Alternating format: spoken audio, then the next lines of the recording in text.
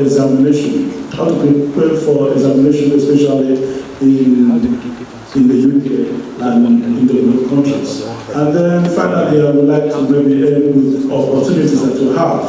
Opportunities that you have, how to prepare yourself, even while you are a student, and get ready for opportunities that are going to be favoring on you, because there are a lot of opportunities that you have to be prepared for before you can get on there. So in terms of the structure of postgraduate studies, we normally have a number of modules that you will have to take. Most of the modules are mandatory or optional. What is most important is that you have to understand the most important modules in any semester that you have to take. As it is, if I take Coventry University as an example, in the first semester you should be doing about 4 or 5 modules. It depends on which ones are mandatory, but you should be doing at least up to 60 credits. Yes, if you have to count in terms of credits, you should be doing 60 credits per semester, and the same thing is also applicable in Warren. You should also be doing about 60 credits of modules per semester, and then the top modules are offered in semesters 1 and 2. You won't undertake your project until you get onto the 3rd semester. So most of your learning and your classroom experiences are going to be in the first 2 semesters. And then how you make use of those opportunities are very important. Every lecture, from my experience here, every lecture is very important. It's better you attend the lecture than for you to skip it and then say, okay, I will read up the materials. No, most of the discussions that we're going to have are always delivered in the classroom. Most of the details are given in the classroom. So, as I said, all the lecture sessions are very important. And lectures are only delivered between 10 and 12 weeks. As we're going to see, some are going to be over 30 hours of lectures in a semester, over 30 or 32 hours. It depends on if you're having lectures or seminars or workshops or laboratory studies. At the undergrad also, you'll be expected to take you'll be expected to take 60 credits in a semester. That is both in terms of mandatory and optional modules. You have to speak to your course director to make sure you understand which of the modules are run in a semester. That is very important. And then again, in terms of the coursework, as we've seen, what we mean by coursework are just assignments or examination or first test. They all accumulate to your final grade after you take the exam. So you don't have to take anything for granted. Most of the coursework are weighted at maybe 40 degrees against, at 40% against maybe exam that is 60 or 30 against exam that is 70. It's important to understand the weight of a particular coursework. Even if it's 10%, please don't take it for granted because it could add up in future. And then in the 3rd semester, as you're going to see, especially most of you starting here in September, in the 3rd semester you will be concentrating mostly on your projects. And projects is normally 50 credits in some courses and 60 credits in some courses. Okay? Irrespective of whatever credit it is always the final weight in your total grade, as I'm going to show you in the calculation that we're going to have later. So, all these are very important. In terms of the learning environment and the resources available, we have a very good library, especially in the developed countries here. If you look at the library that you have in Coventry University and also in Warren, I always advise my students, if you get into the library and the resources that you require are not available, it is your place to point it out to the course director. I have not seen the notes, I have not seen the textbook that you recommended. How can I get it? He will always make every effort to make sure he gets the books for you. So, in terms of the resources, which I'm going to show you, those of you that are going to be embarking on research, I'm going to show you some databases that you can use for your search. I'm going to show you some resources that you can use. It's also important that you understand how to use your lab, especially when it gets to the opportunity for you to undertake your research. If you don't understand how to carry out some research experiments, you will be wasting time in order to get up to speed before you start your experiments. And the opening hours are also very important. Most of the labs are not open 24 hours. You have to know the opening hours so that you will know how to manage yourself. What I have come to learn here is that you have different areas that you can use for study, for discussion, and even for quiet time. A nap of 30 minutes, as you're going to realize in the afternoon, is very important. If you could discover a place that you could go by maybe 1 p.m. and take a nap and get refreshed before you get up to another class, it's also very important. So just to make sure you try to discover your study areas, your discussion areas, and even your quiet areas in the school. And apart from that, there are also other resources. As you come here, you may feel that you have a good grasp, a good understanding of English language that you can write, fine. But we have a center for academic writing in almost all the schools. There is always a center for academic writing that I usually advise. After you have written your coursework, make sure you get somebody in the center for academic writing to have a look, okay? And then have a discussion and critique you and advise, okay? I mean, as I'm going to hint you, we want to prepare you to be open to constructive criticism.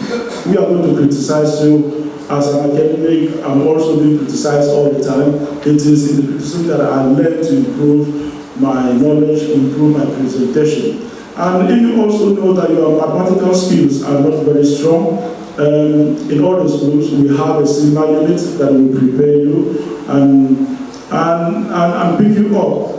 In fact, most of what they deliver there are like advanced level mathematics. Like if we are going to apply integration in our courses, no lecturer is going to waste his time to take you through the differentiation before integration. They will just refer you to mathematics units, which we have in Coventry University as a sigma unit. There, of course, you can go there, book an appointment, and meet somebody who will pick you up and guide you on those basic mathematics. And they are very important.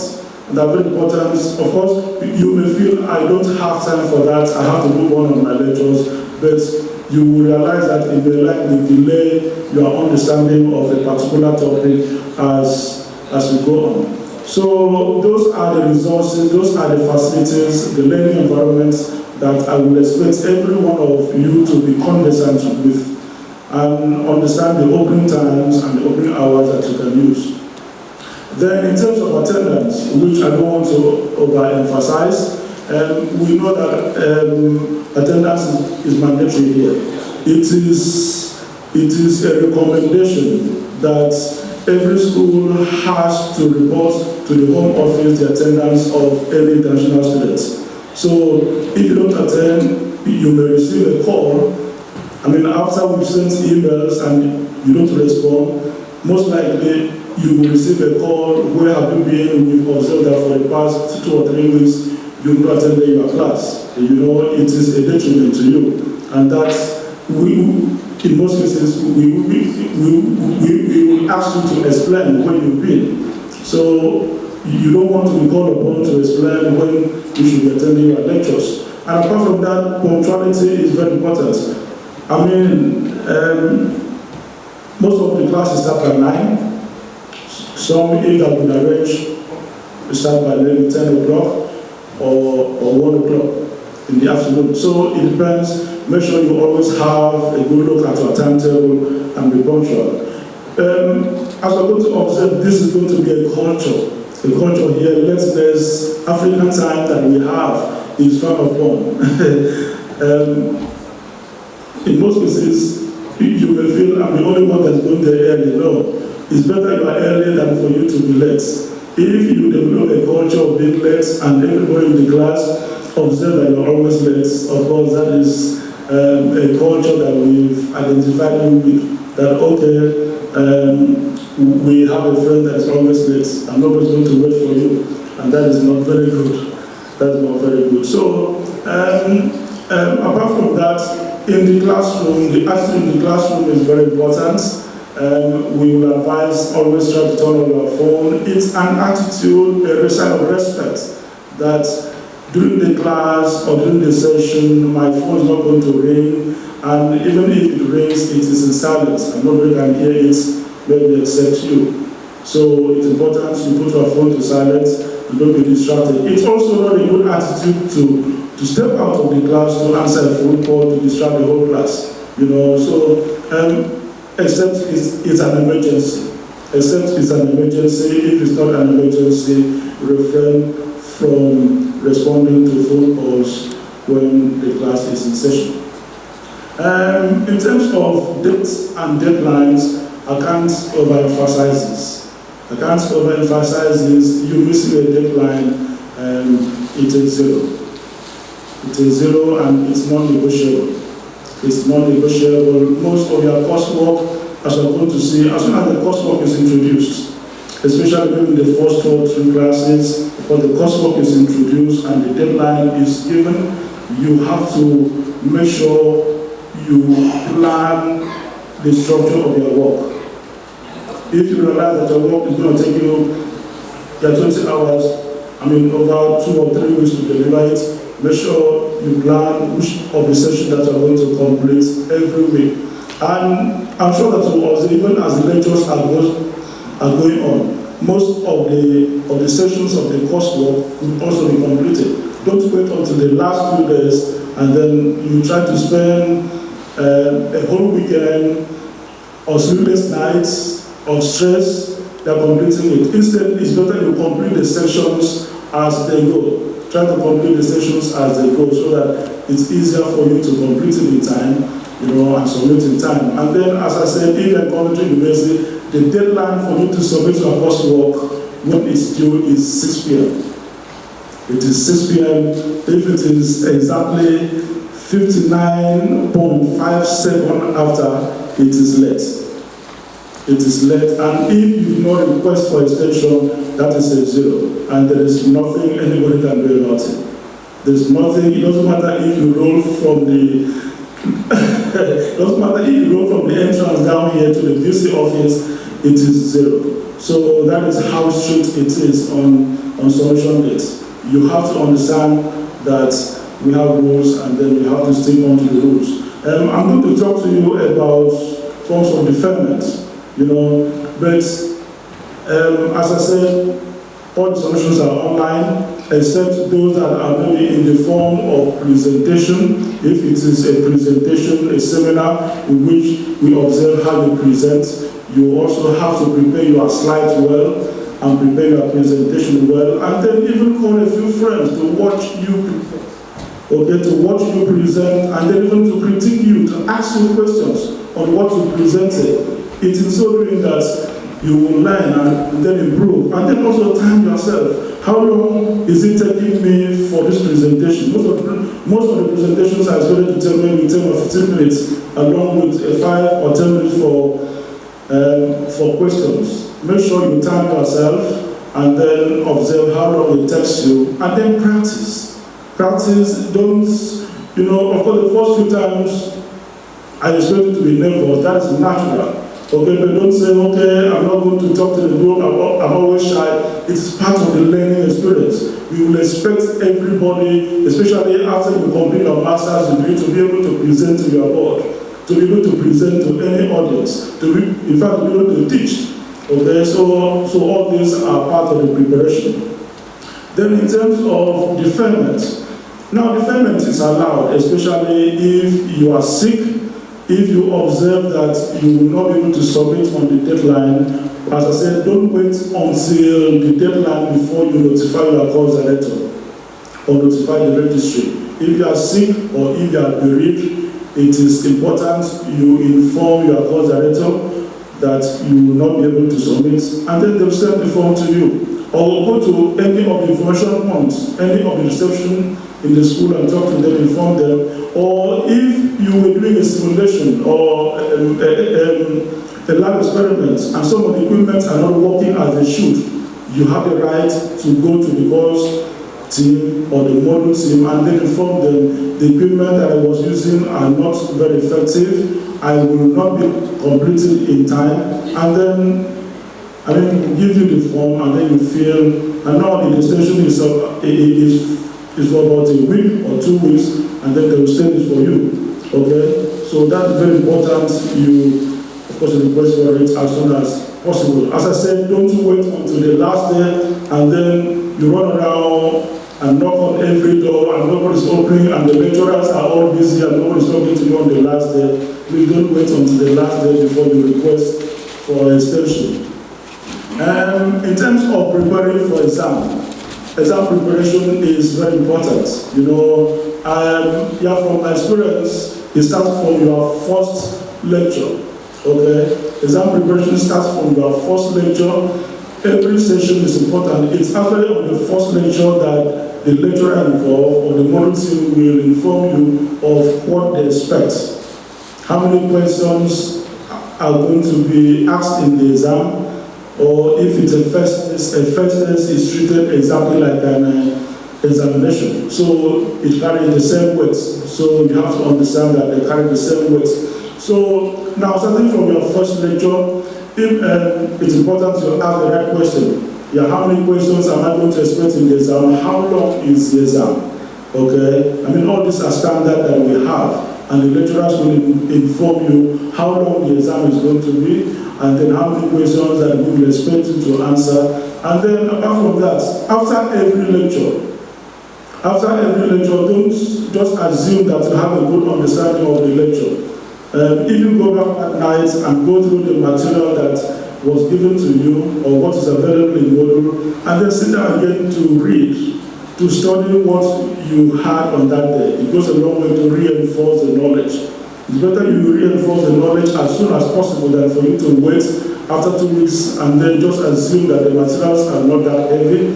I'll wait until we have 3 lectures and then I'll read all of them over the weekend.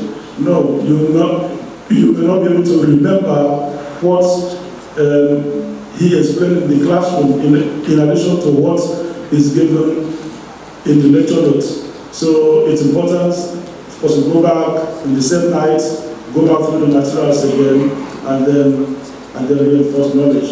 And then seek clarification. If there is an aspect of the course, if there is a particular topic that you don't have a good understanding, seek clarification as soon as possible. Don't wait until it is a few days to the exam, and then you struggle to call friends or colleagues who don't also understand. They will also be concentrating on their own parts, or struggle to meet or book an appointment with the lecturers. It's better you seek clarification as soon as possible. And then again, we have past questions. We actually have what we call past question banks. In fact, past questions, even down to the past 3 or 5 years, are available. So speak to the model team, ask them to give you sample questions or past questions, okay? So that you can use that to prepare. Most of the questions are always recycled or refreshed. They look the same or almost the same. So if you have a good knowledge of a number of past question papers, of course the exam is going to be very easy for you to walk through. So that is very important. And in the night before, I have also observed that the night before is very important. I have had students who prepared very well and excellent students and read up to 6:30 a.m. and the exam was 9 o'clock. Of course, just imagine if she was tired and just felt, okay, I'll take a quick nap of 30 minutes, okay? And then rush to the class. In fact, she arrived 30 minutes to the end of the exam. So just imagine a good student arriving 30 minutes to the end of the exam. Are you expecting her to pass? I don't know, but of course the answer is yes. So, she prepared well, but on the last few hours, it was gone. We've had a lot of experiences we've had lots of experiences, and she was insisting, I can write the exam now. Please, if you give it to me now, I can write it. Exam is time, it's what we classify as a time-constrained test. It's meant to be between a particular time, maybe 9 to 10. Okay? And so, in fact, after 10 o'clock, the exam is completed. Except you were sick, except you had requested for extension, that is when we can honor an extension. But if you arrive late, it's not fair. And I mean, as I said, you sleep well, try to sleep before 10 or 12. I don't know, in terms of me, have developed a culture that it doesn't matter how long I have worked, I can't sleep before 12. As time goes on, I'm sure most of you are going to have that same of character. Try to study, but make sure you have at least 4 or 5 hours of good sleep before the exam. It's very important, and the sleep also helps in restoring your brain cells and preparing you for the task ahead for the next day. So that's how I believe you will prepare for your examination. Then, in terms of your projects, this I should be presenting in the next semester, and since I'm not sure I will see most of you again, unless you stop by and ask me questions. Your project is also very important. As I said, it carries about 60 credits or 50 credits in some of the courses. So start thinking about your project from your first semester. Don't just wait until the third semester you start thinking of the topic that you are going to undertake. Okay, start asking yourself, what am I interested in? What topic, what area am I interested in? Your interest is very important to the choice of topic that you choose. In Coventry University, from my experience in most of the courses, most lecturers don't like giving topics out to students. Instead, we ask you to choose a topic. So it's better you choose a topic, go to the lecturer whose research interest is aligned to that particular topic and talk to him. Of course, you are free to talk to even all the lecturers before you finally decide on the particular topic that you're going to choose. Okay? So it's always important you choose a particular area that interests you. And the earlier you start talking to the lecturers, the better. Don't wait until the last semester or the second semester when many people are busy with other things and then you go to the topic. Of course, start showing interest. And then just in this area, what do you expect? Is that a topical area? Is that an area that will lead you to further studies? Or is that an area that will lead you to employment? I mean, I can give you an example of a student who took my course, and then he picked up a topic that was very, very relevant. And the experiment that he did was actually what a particular company here in the UK was looking for. After he completed the project, he applied to work with that company, and the interview was almost on his methodology. Of course, he was being asked questions on how to carry out a particular experiment, and almost everything was what he actually did on his methodology. And that was quite good. Okay? So your project, how you approach it, how you design it is very important. So start thinking of topics as soon as possible. And then also have a good understanding of the competition phases. Okay? In most times we expect you to come up with a topic first, and then after that you write a proposal. A proposal is like, how do you intend to carry out the project? Okay? You have to come up with a proposal, and the proposal is also marked in most of the courses. It carries about 10 or 20 marks in some courses. You have to look at the aggregates of the proposal and don't take anything for granted and feel, no, since it carries only 10 marks, I don't mind. No, it's important. So look at all the completion phases and then the time slot that you have and the deadline that you have in order to complete the project. This is very important. I'm going to talk more about deadlines in projects and different phases as we go on. But, if I have to dwell a little more on some of the stages that you could undertake, of course, your first stage, if you're in Coventry University, starting with what we call locate. Locate is a search engine in the Coventry University library. Okay, and then we also have a similar search engine in Warrior. Okay, so all I have to do is to search in terms of the catalog or in terms of a particular article that you want. Okay, so always take note of the keywords. The keywords are what you use to search for a particular thing. In fact, take for example, if you're looking for materials on economic analysis, of course, it's okay for you to enter economic analysis there. But if you're looking for data for economic analysis in the UK, enter UK there, or England, or Coventry, or a particular area. So the keywords are what you start. That is where you start. When you are interested, start with the keywords, enter in there and look at the articles available. Okay? But if you're interested in very serious research, we also have databases. Okay? Of course, we have Springer, which are mostly for science and engineering. Okay, we also have Science Direct. I'm sure most of you have heard of this before. We also have ProQuest. I like to use ProQuest before I start any research. Yeah, because if you could choose particular search points that you want to use, like if you're interested only in dissertation, I'm going to make a copy of this available. Okay, I'm going to make a copy of this available, don't worry. So, if you're interested in searching for dissertation, you can click the dissertation and then it shows you past projects all over the world that people have done on that particular area. If you're also interested in even articles or journal papers, all I have to do is to choose it and then that will lead you through. But the one that I like most is Scopus.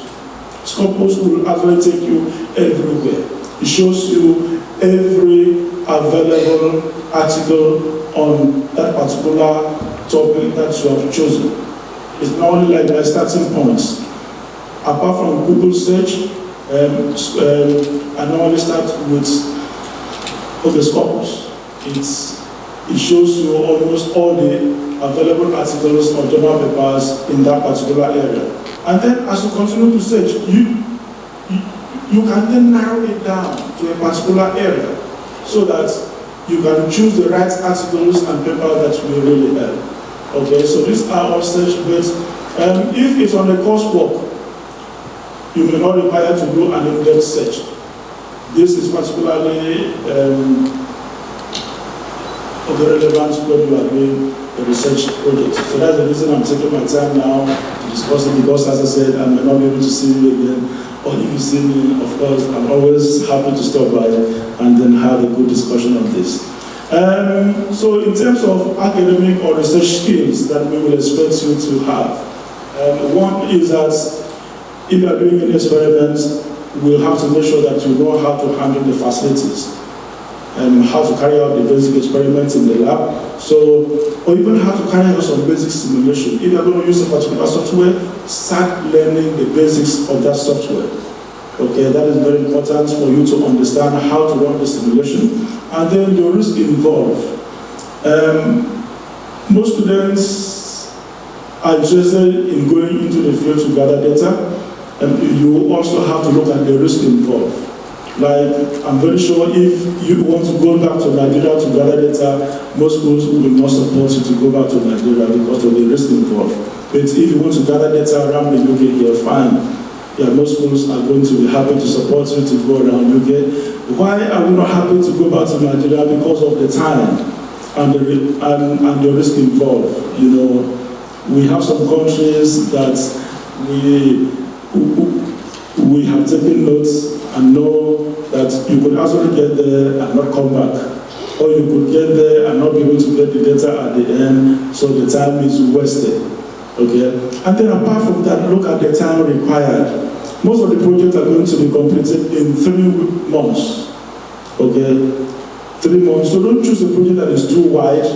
Okay, make sure you look at the project that you can accomplish in 3 months. Okay, that is very important. Don't feel that you have to complete or do a very good project and then have 100%, I'm sorry, you will not have 100%. And don't also feel that it has to be too big, as I said. Try to limit yourself, talk to your supervisor or your lecturers, and make sure that you concentrate in an area that is very specific, very interesting, and that you can accomplish in time. And then look at the ethical issues. Ethical issues are in terms of survey or field work. Of course, there are some areas that you have to receive approval from both the school and the government before you can get in there. In fact, most especially if it's related to you studying or working with children, okay, or working with vulnerable people, the ethics have to be approved, okay, and your supervisor has to sign it off. And then access to information, access to database. I have just shown you sources of database that you could use that are very important. At this level, especially at the master's level, expect to at least do some data analysis. Okay, expect to do some data analysis. So if you know at least how to use Excel, I will advise that you start learning how to do some data query, some data analysis, so that it's easier for you to put in your data there and come out with maybe a graph, a plot. And when you are presenting your report, don't just put in the graph there, and then expect the lecturer to understand or your supervisor to understand. Now put in the graph there and then explain the implication of that information that you've put in there. I'm very happy I think an IBC, so it's going to take you in real details of principal writing and principal data analysis. So make sure you at least discuss every figure. I mean every figure. Don't just put a figure there and then expect everybody to understand. No. Say something about that figure. As stated in figure 1, I have observed that there was an increase in population from this year to this year. I mean, despite the fact that is very clear on the plot. Okay, that's very clear on the plot. When you state, of course, there was an increase. As a result of that increase, the university is building up new hostels. Okay, that's exactly what's going on now in Coventry University. We are building up new hostels because of the increase in the number of students that we have. That is a typical thing that is going on. So there must be a reason, or there must be a cause, and there must be a resulting reason for that. So in terms of writing, of course, the writing aspect is also time consuming. Don't assume that you can finish writing after you spend 2 months on the experiment, that you can finish all your write-up in 1 week. No. Give yourself enough time for the writing period so that you can read and write and complete it comprehensively and complete it in time. Then referencing also, we have various styles of referencing that Ike is going to take you through on referencing. And then in terms of the chapters and sections, at this point, of course, the first thing that we will expect you to include that is very important is the abstract. But fortunately or unfortunately, that is about the last thing that we will expect you to write. Okay, that is the last thing that we will expect you to write. The abstract has to be there. The introduction has to also be there that will present the aims and objectives of your project. Okay, and then you should also have the literature review. If you're working with me or most of my colleagues, would like you to start with your literature review, because it is in the literature that you read and write what others have done, and then you have a good understanding of your research area. So from there, you have a methodology. So we will expect you to have a good project design, and what are you going to do? How are you going to carry out the experiments? How are you going to collect the data? How are you going to analyze? These are all components of the methodology. They will be clearly described in your chapter 3. Okay, this should be your chapter 3, but it could also be in chapter 4 in some courses. So make sure you discuss with your supervisor how he expects you to structure the chapter. Okay, and then he will also expect you to be able to manage your time. Okay, how long are you going to spend on the experimental aspects, and then how long are you going to spend on the data analysis aspects? How long are you going to spend even in the write-up? So, I mean, all these are parts of project management. And then finally, you should have your results. I mean, all these are parts of your work. The results should be a product of the methodology, along with the discussion. I have observed that most students miss the aspects of discussion. The discussion is not only the result that you have from chapter 3. Let it be a cross-correlation of the result that you have with what other people have done that you presented in literature review. Okay? Now try to relate, if you've done an experiment and then you have used exactly the same method that was used by a particular article, you know, but you observe that you had a different answer, a different value of result. Ask yourself, why did I have that different value of result? And then you say, okay, paper A used the same method, but because he was conducting the experiments in England, he had this result. But because I conducted my experiments in Scotland, I have this result. Of course, you will have various reasons. Always try to make sure you cross-correlate in your discussion. It's very important. And finally, you have your conclusion and the recommendation. These are the basic structures that we will expect you to have. But as I said, always speak to your supervisor, discuss effectively, and make sure you understand the structure that we want you to follow. Plagiarism. How many of us know what I mean by plagiarism? What's plagiarism? What's plagiarism? Using another person's work or idea without acknowledging it. Very good. That is a very good definition of plagiarism. It is a situation that you present somebody else's work as if it is yours. As if it is yours. It cuts across even your coursework, even in your report, even in your exam. So that's the reason I left it almost at this point, because even in the coursework, don't feel that the coursework is just 30%. And then you have a friend, or even, you know, a roommate who was studying the course last year. And then they say, oh no, why are you bothering? I can give you a copy of my own. All I have to do is just to modify a few things. Now, by the time you put it through, turn it in, you will see the percentage of similarity, and it will also show the source.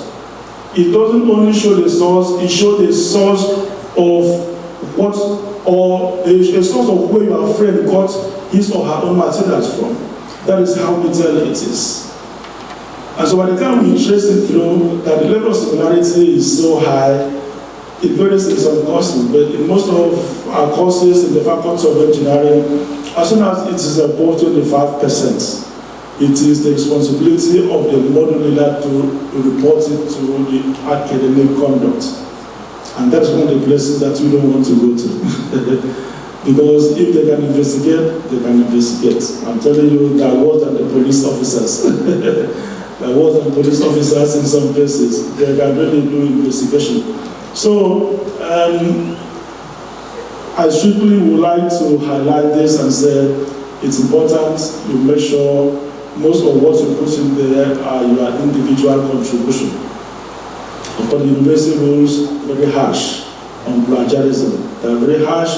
If you are found culpable, of course, the first warning is that you have 0 on that coursework. Okay? If you are found again culpable on the second one, you have 0 on that module. And the most painful part is that you could have gone through a module in the first semester. Okay, that's fine. You only have to do a receipt in that module. In the second semester, you are also caught again in plagiarism. It's not only 0 in that coursework, it's 0 for that module. In that case, automatically you are going to repeat that module, and that doesn't matter whether you are completed only one component, you have been given 0 for that module completely. So that's how serious it is. So I always spend time, especially with my new students, to talk to them about this, that the university is very strict on it, and it's also for your own good, as we're going to see.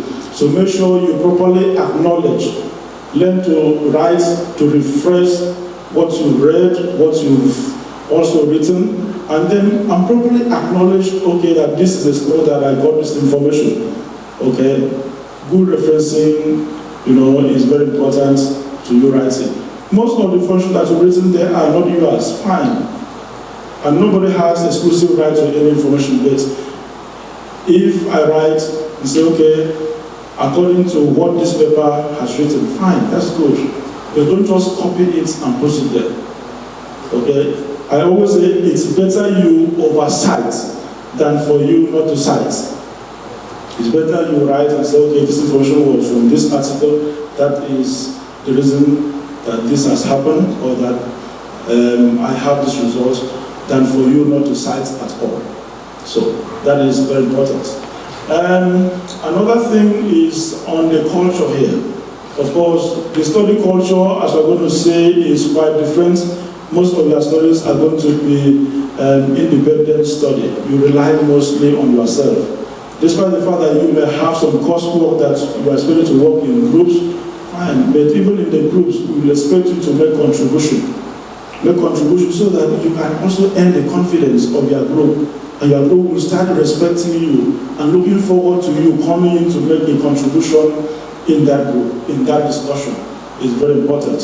It's always important that you acquire your data from a wide range of sources, as I have shown you. In fact, by the time you read from 2 or 3 articles, of course, that knowledge is reinforced in you. I have already highlighted sources or library database. Good citation is also very important. Time for proofreading is very important. I have really observed that most students are posting in very good information, but the structure is poor. Why? Because they did not proofread their reports before submission. So make sure you give yourself, I always advise, at least give yourself 1 day that you have completed everything, and then 1 day it's easier for you to lie on your bed and read. As at that time you are relaxed. So your brain is not under any pressure to complete and submit. Now you are now relaxed, and it's easier for you to spot mistakes, spot omissions that you've done, and then you can easily correct it and improve the quality of your work. In terms of learning attitude, even in the classroom, as soon as we teach a student 2 or 3 sessions, don't feel that the lecturer is not noticing you. He's noticing your level of engagement in the class, how you are asking questions. Alex likes to ask me questions. He's my student. So don't just hide and feel that, the lecturer is not noticing me. No, it's important to get education in the class. If you're not clear about anything, stick out your hand, ask questions. It is in so doing that, you start building up confidence in the class. Okay, so seek essential support, as I have mentioned, at the Center for Academic Writing. If you have poor mathematical skills, seek help as soon as possible. And then also look at self-development, social developments. I kept on saying my best friends are the friends I made while I was doing my master's program. Most of my friends are the undergraduate. I take time before I search for them. Of course, they are there all over the world, but most of them that are very close, I could easily call 5 in 1 hour, but it takes me a day or 2 days to look for my friend that I studied with at my first degree. So most of your best friends are going to be the friend that you have at this level. So make sure you cultivate a good relationship, and work with them. And as I said, learn to receive constructive guidance and criticism. How you criticize is quite different from how it's criticized in Africa. Of course, I'm sure that all that they say, no, this is not good, you should not have done this. No. Here we say, this is very good, but Wait for the bet. Wait for the bet. The bet is the best aspect. But you could have done it this way. But I was expecting you to have included this one. Okay? That is the aspect that is most important. Okay? But most students run with the good advice. Oh, this is very good. And they just forget the bet. The bet aspect is very important. Listen so that you can go back and improve on this. In terms of module marks, my pass mark here in the yoga is very lenient, 40%. 40%. So how many wants to go with 40%? Very good. I have not seen anybody indicating. But what we aim for, what we spend time for, what all the lecturers, I'm telling you, what all the lecturers are supporting the student to go out with a distinction. We spend time, we can explain things over and over again because we expect our students to learn and then at the end have a good degree. So 40 marks or 40% is a pass, 50 is a good pass, 60 is a merit, the 70 is a distinction. At graduation, we also have different classes of award. If you have anything so between 40 and 60%, that is just an MSc. Of course, that's what given. But anything from 60.1 to 69.45. 69.45 is a merit. At the moment, I can tell you the number of my students that are at 69.2. 69.2. And they're asking, oh, sir, how can I just get the 0.2? This is an aggregate. Nobody is going to change any of the scores. In fact, for example, you've done 10 modules, okay? And then this is the aggregate. Now you now have 60, in fact, 69.3. It's difficult for any of these scores that you had before to change. Nothing's going to change it. And when once it's been calculated, it's been calculated. It's been calculated. So why am I spending time to emphasize this is that please don't wait until your project and then bank on getting a 79.8 in your project so that you can upscale completely to distinction. It may not happen. It may not happen. Every module mark is important. Every mark that you have is important. Aim to get the very best at every time. At the end of the second semester, in fact, you know where you are likely going to end up with. Okay, so that's very important. But I would say at the end of your first semester, most students, I know they struggle at the first semester because of the differences in the learning environment that they have. The differences in the writing that we expect you to have. Okay, of course, the first semester, we expect you to have a bit of a struggle. But in the second semester now, most of our students are not doing well. But I'm very happy that you guys are here. And then you are also hearing this. Make sure you start from your first semester. Every coursework, every submission is vitally important. And then aim for a good grade that you will sustain. And then I have also had some students who did well in the first semester and they take it for granted. Oh, I can do it. I've had some who started at 70, 80, and at the second semester, because they dropped down to 55, 50. No, you can't be inconsistent and then still maintain a good grade. So make sure you are serious, you maintain your gradings, and at the end, it always shows. It always shows. So, in terms of your relationship with your lecturers, I'm going to say this is one of the most important aspects that I have gained from. These are the people that will give you a recommendation letter. It doesn't matter who you want to, except you are planning to go back and work in your family company, fine.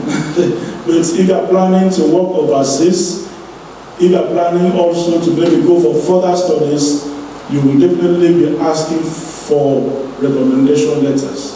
and how hardworking you've been, how serious-minded that you've been, how mature we have observed you transition from your first day to your last day. As I said, everybody's noticing. If I don't feel that we don't know, we know how serious you are. We know how hardworking you have been. We know how you have improved over time. Okay, so your relationship with your lecturers are very important. Of course, there are days that they have some hard times on you. Of course, knock on the door and they say, no, I don't have time for you. Go back, send email, try to build up a relationship. And the way you communicate with your lecturers are very important. Don't write the email as if you are sending a text to your friend. Don't write the I with a small I, you know. Make sure you are serious in your writing. Show some level of interest, some very good level of engagement, you know, in even how to improve your communication. So this is very important. I mean, at the end, your lecturer is going to be like your mentor. Of course, the guy, I call him a guy here because we go by first name. Of course, the guy who supervised me at my master's, at my PhD level, of course, they're like my friends now. In fact, this is my father that are as old as my father. But I was calling him Philip on his first name, you know. So that is the kind of relationship that we built over time. And then I can't tell you how much he pushed me, how much I learned from him, how much he encouraged me. I can also tell you the kind of support that these lecturers give to students. And by the time the lecturer observes that you are good in simulation, if I have a project, a consultancy project, I'm likely going to call you. So my first consultancy project was with my supervisor. That is how clean it's been. My first consultancy, he showed me the bid. This is the bid that we have with Shell. I want you to do this simulation. I want you to observe this reservoir to see how we can drill a new well. So that's what I did. I didn't know that I was doing the right thing, but at least I learned from him. He guided me. So those are the kind of things that we learn from our lecturers. But it's left for you to be able to show that you can learn, that you are confident of his advice.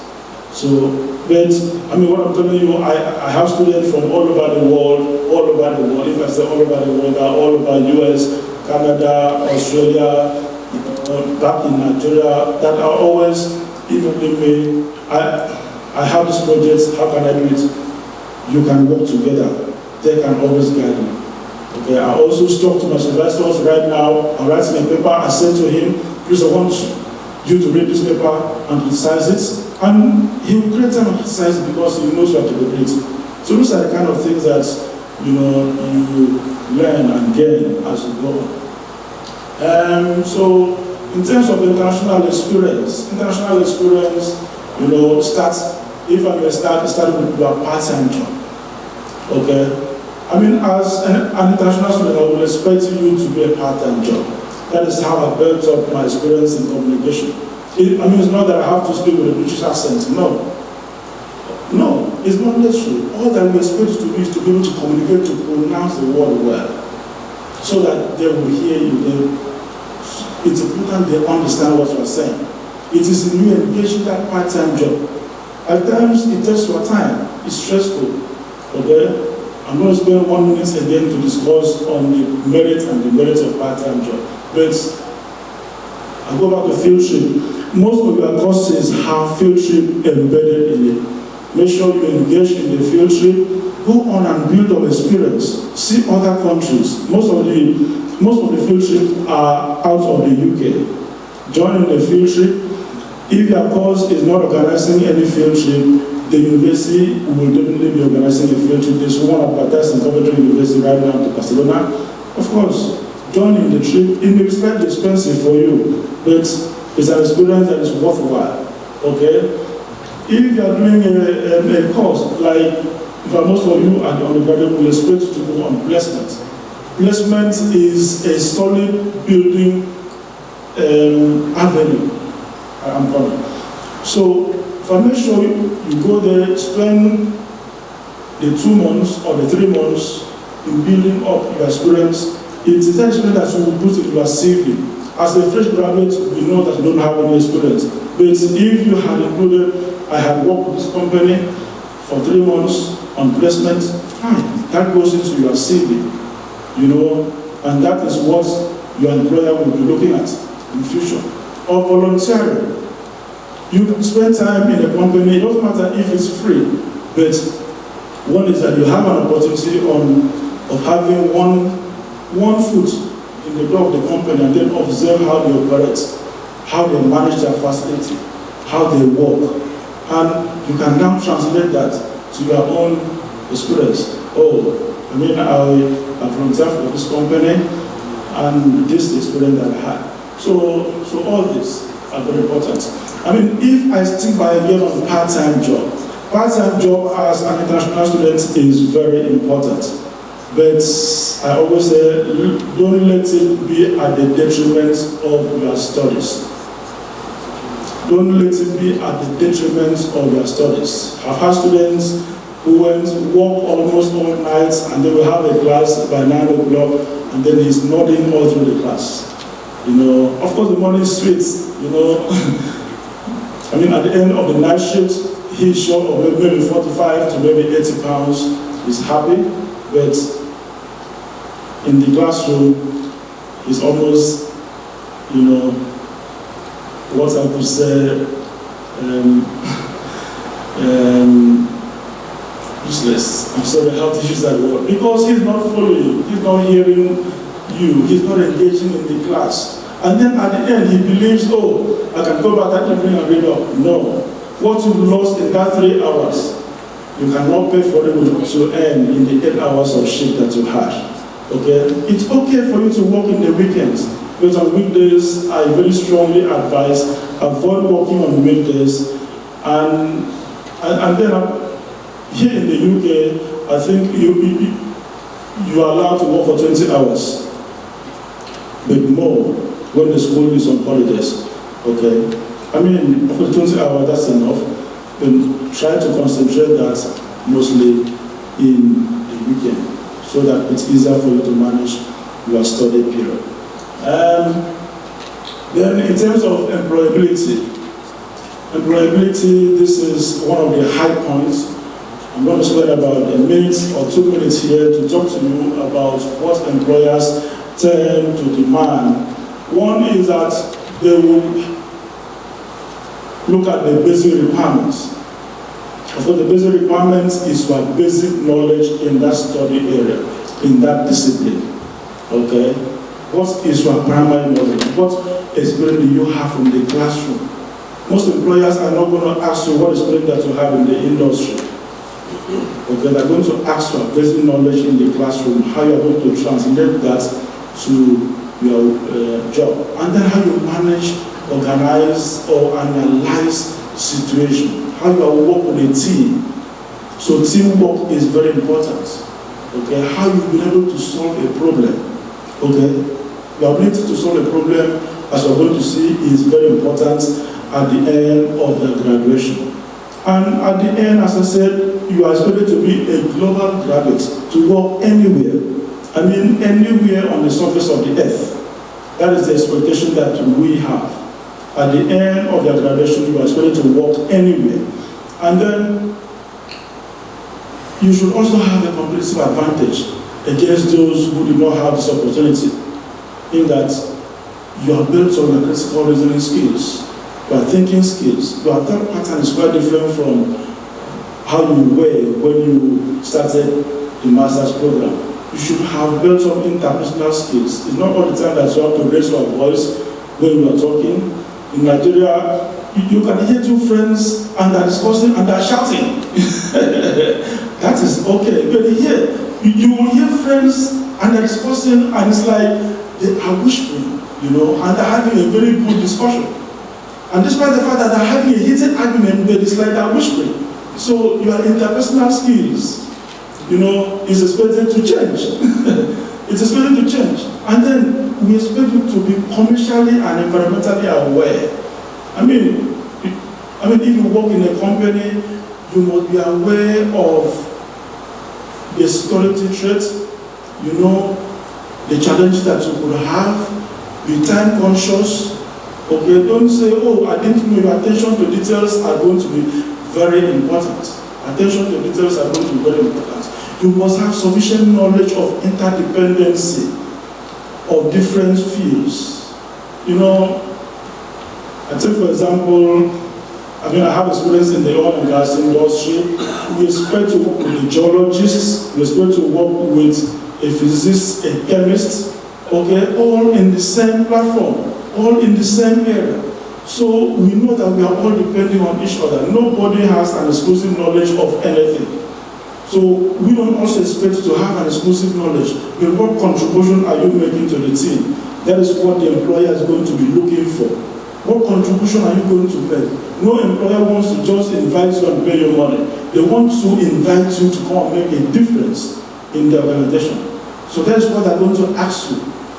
And then you must also have an ability to adapt to the employer's demand in a new environment. Of course, the environment is new. The setting is new. The demand, the challenges are also new. Okay? You have to be willing to overcome the challenges. Of course, there's sometimes that the job is stressful, but you have to build up resilience to overcome any challenge. You have to build up resilience. And then you have to also be able to build up business skills and make impact and high performance metrics.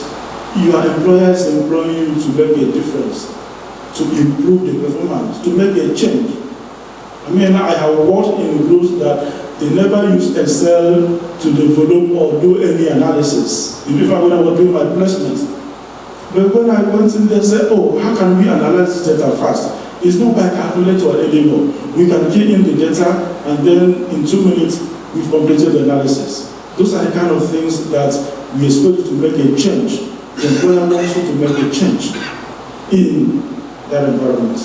So, apart from that, what next? At the end of your studies, we expect you to be different human beings. Different human beings with different thought patterns, different aptitude, different thought patterns. In fact, you go back to your country and the way you speak and the way you discuss things, and your friends are going to ask you, oh, how come that you're not even walking the way you used to walk? Your steps have changed. Your character has changed. You've modified yourself. Okay, it's not you are doing, but it is what you learned over the last 18 months that will make a difference. So, thank you very much. I'm very happy.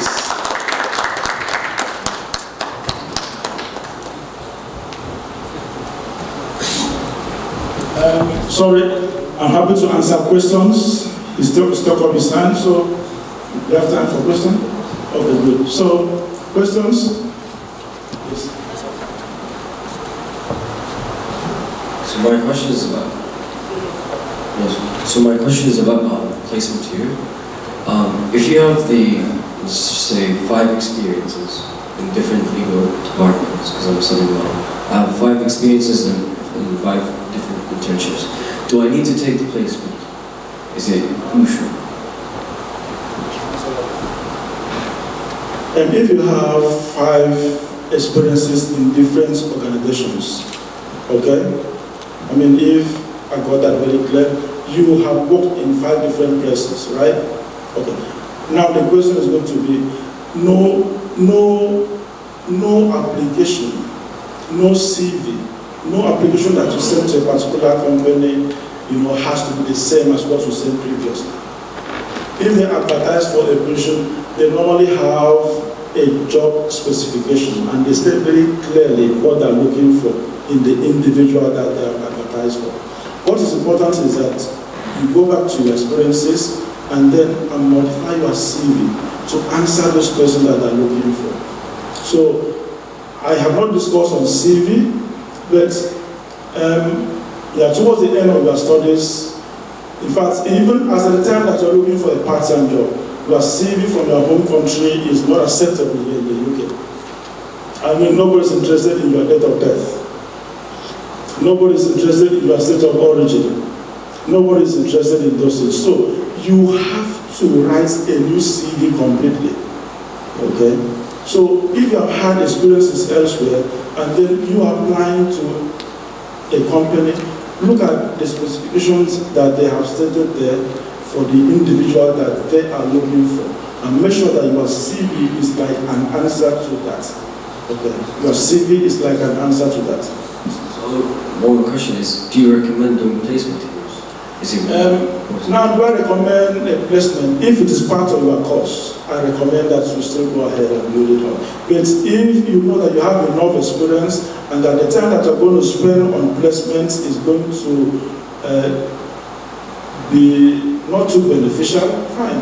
You can just talk to your course director that you would like to continue your studies and complete it ahead of time since you have experience before. I mean, instead of going for placements. So that's what I can advise. Talk to your course director. He's in the best place to advise you. He will also look at your experiences in those areas and then advise you on the right thing to do. What is also important is your time. If you have had experience before and you can complete your degree in a shorter time, that's better for you. Okay? Question?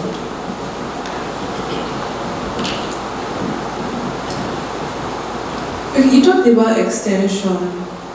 Sending the request for extension. Is it going to affect your mark? Okay. That's a very good question. When you request for extension, especially what you are requesting for, we have extension in two ways. One is extension of submission, and the second one is a deferment of submission. Extension of submission is that if you just require maybe 1 or 2 weeks now to make a submission, that is not going to affect. In fact, none are going to affect your mark. But the most important thing is that you have requested for it in time. Okay, you will be given an extension of 2 or 3 weeks if you were not able to complete it in time. But if it was very serious and you know that you have missed a part of your lecture, okay, that is when you can now request for a deferment. A deferment is that you may likely be asked to take that coursework along with the next set of students that are coming. I mean, the only thing that is going to affect is that it will delay your completion in the university. But that will not affect your mark at all. Your mark is still at 100%. Okay. But as I said, if you miss the submission or if you submitted late and you will score 0, the next opportunity that you have is capped at 40.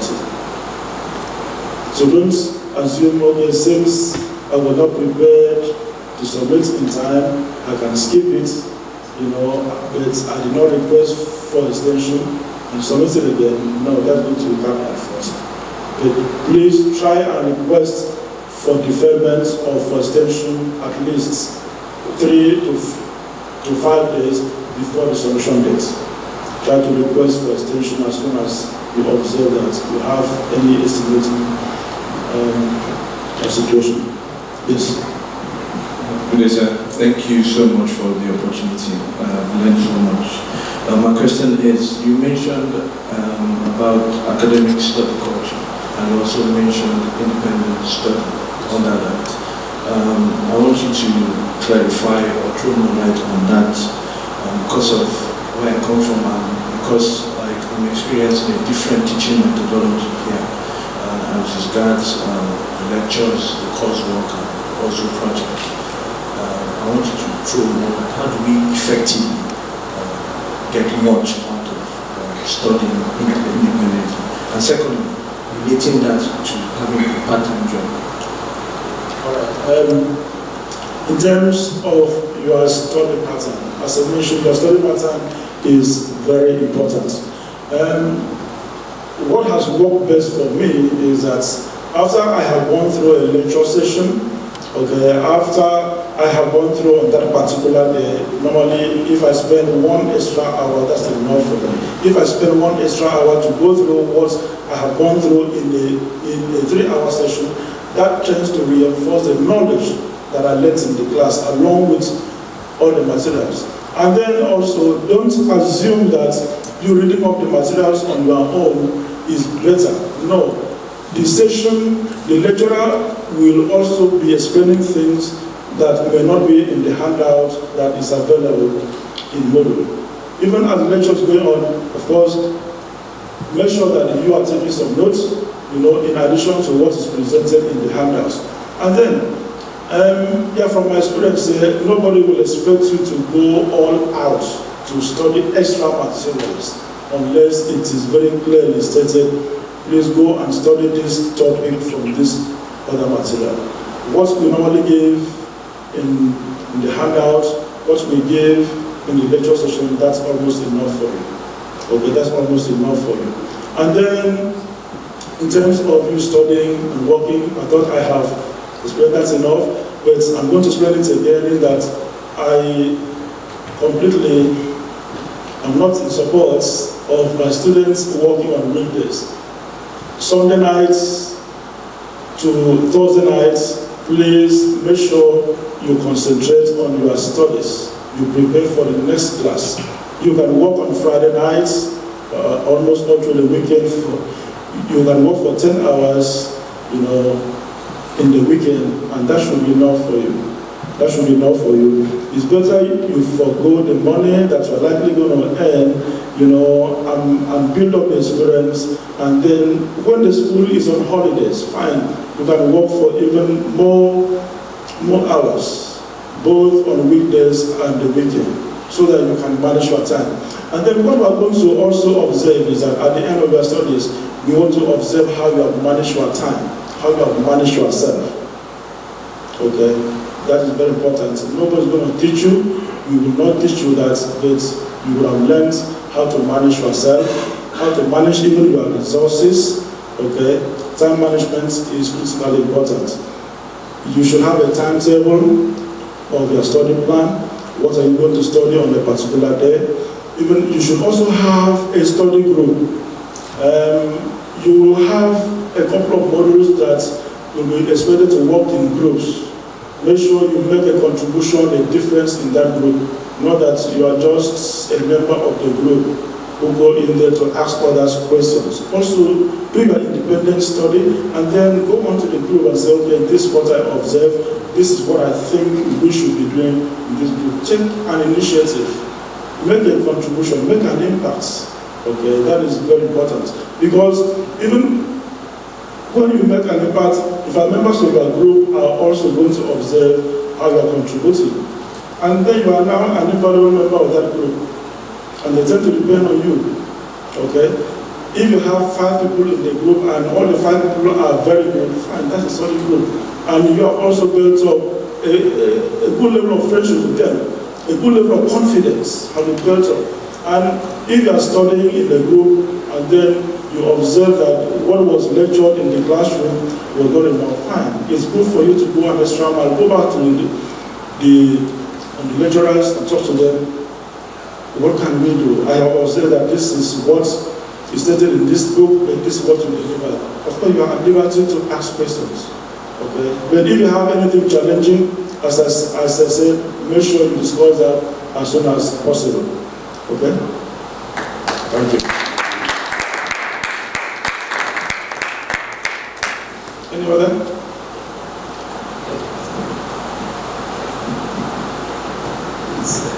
Thank you very much for the opportunity. My question is basically on project. I asked the lecturer during our research course that in terms of project, how do they do it? Because it's quite different from where we're coming from. They expose us to they ask you to write and bring for them, then they fine-tune it. And most lecturers would like you to do the area of their research interest. But here in the UK, I asked, they said, nobody is giving us anything. Like, just think out anything from anywhere. And I was dumbfounded. I became so scared. Where am I heading to? I'm from the background of chemistry, and I'm learning environmental management. So how do I relate my project topic to where I'm coming from? Thank you very much. Yeah, very good question. You are not alone. So you are not alone in that challenge. It's normal for most international students, especially when they come from Africa. for people to be, at sea, and they start asking, how do I think? I have this array of information all over the world. I have this basic knowledge. No. As I said, start from your first lecture, and then start asking yourself. Now, this is what I did. Like, of course, you did chemistry. I'm sure that you must have done organic or physical analytical chemistry, and now you're going to environmental engineering or management. Now, what knowledge are you also doing from chemistry? You have a lot of environmental issues that you can analyze there. Okay, and then start asking yourself from the modules, what area of environmental management am I going into? Okay, I have also given you a few databases, key in some few words on your own, few keywords on your own in areas that you're interested in. Okay, and then what you're going to see are journal articles, journal papers. You may not understand the articles in your first semester, but by your second semester, you can at least understand the introductory aspects, and then also the abstracts. What we are going to expect you to do in environmental management, as far as I'm concerned, is that we will expect you to write a proposal. Okay? Now come up with a topic and then write a proposal. But start talking to your lecturers. Go to them, oh, I'm interested in this area. As you said, no lecturer will say, come and do this or do that. But if you say, I am interested in doing research in this area, what's going to ask you, what are the objectives? What are you going to achieve? That is the aspect of your thinking pattern that is now changing. We expect you to think. Say, okay, what are the issues now in environment? Even where I'm coming from, what are the environmental issues? How can I solve it? Okay. When you start to think of what solution you can provide, you can start developing a topic. And so from the topic, you can show to one or two lecturers, I am interested in this topic. What do you think? If they're interested, they will say, oh, you can improve it this way, or you can add this keyword, or you can even research it in this area. Okay. But what we want you to do is to take the initiative. I don't mind, I can talk to you about that later, if it's okay. But it is going to be your responsibility. And I know most students who have requested for extension of submission because it took them almost 2 months or even a month and a half to decide on the topic, on the objectives of their research. And that time is lost. As a time that you spend 1 month in just choosing a topic, it becomes an issue in you completing the whole thing. But if you started thinking of the topic from your first semester, and then by your second semester, you are a bit clarified of what you could do. At the end of the second semester, we will ask you to present and submit the topic. Okay, so you still have time. So I'm happy that you're having the challenge now. It's normal and you're not alone, but we can guide you through the second semester to complete it and submit. Okay? Okay. Like the wish of the slides. Which one? Yeah. Oh, you want to write. I'm not sure you have time because we have another presenter that's coming up. I don't mind, I can make a part of this. A few of the information are copyrighted information, so then I'm going to remove a few things before I send it to you guys. Okay? Thank you very much for your time. Please, can we give you a very, very big round of applause? Thank you very much. Thank you, sir. Yeah, we've extended, we've gone way past our time, but I'll take that as an indication that everybody was enjoying it. Did you enjoy that? Yeah, thank you very much, sir, for your time, and I'm sure you will come back again. So yes, can we just take about 5-10 minute break? During the break, we can just interact with each other. If you have any other questions you want to ask him, he's going to be here for some time, and you can ask him before we start our next session as well. So 5-10 minutes, we'll have refreshments just behind you there. Please feel free. 5-10 minutes. So we'll be back here. The time is 1:48. We'll be back 1:58. Exactly 1:58. Thank you very much.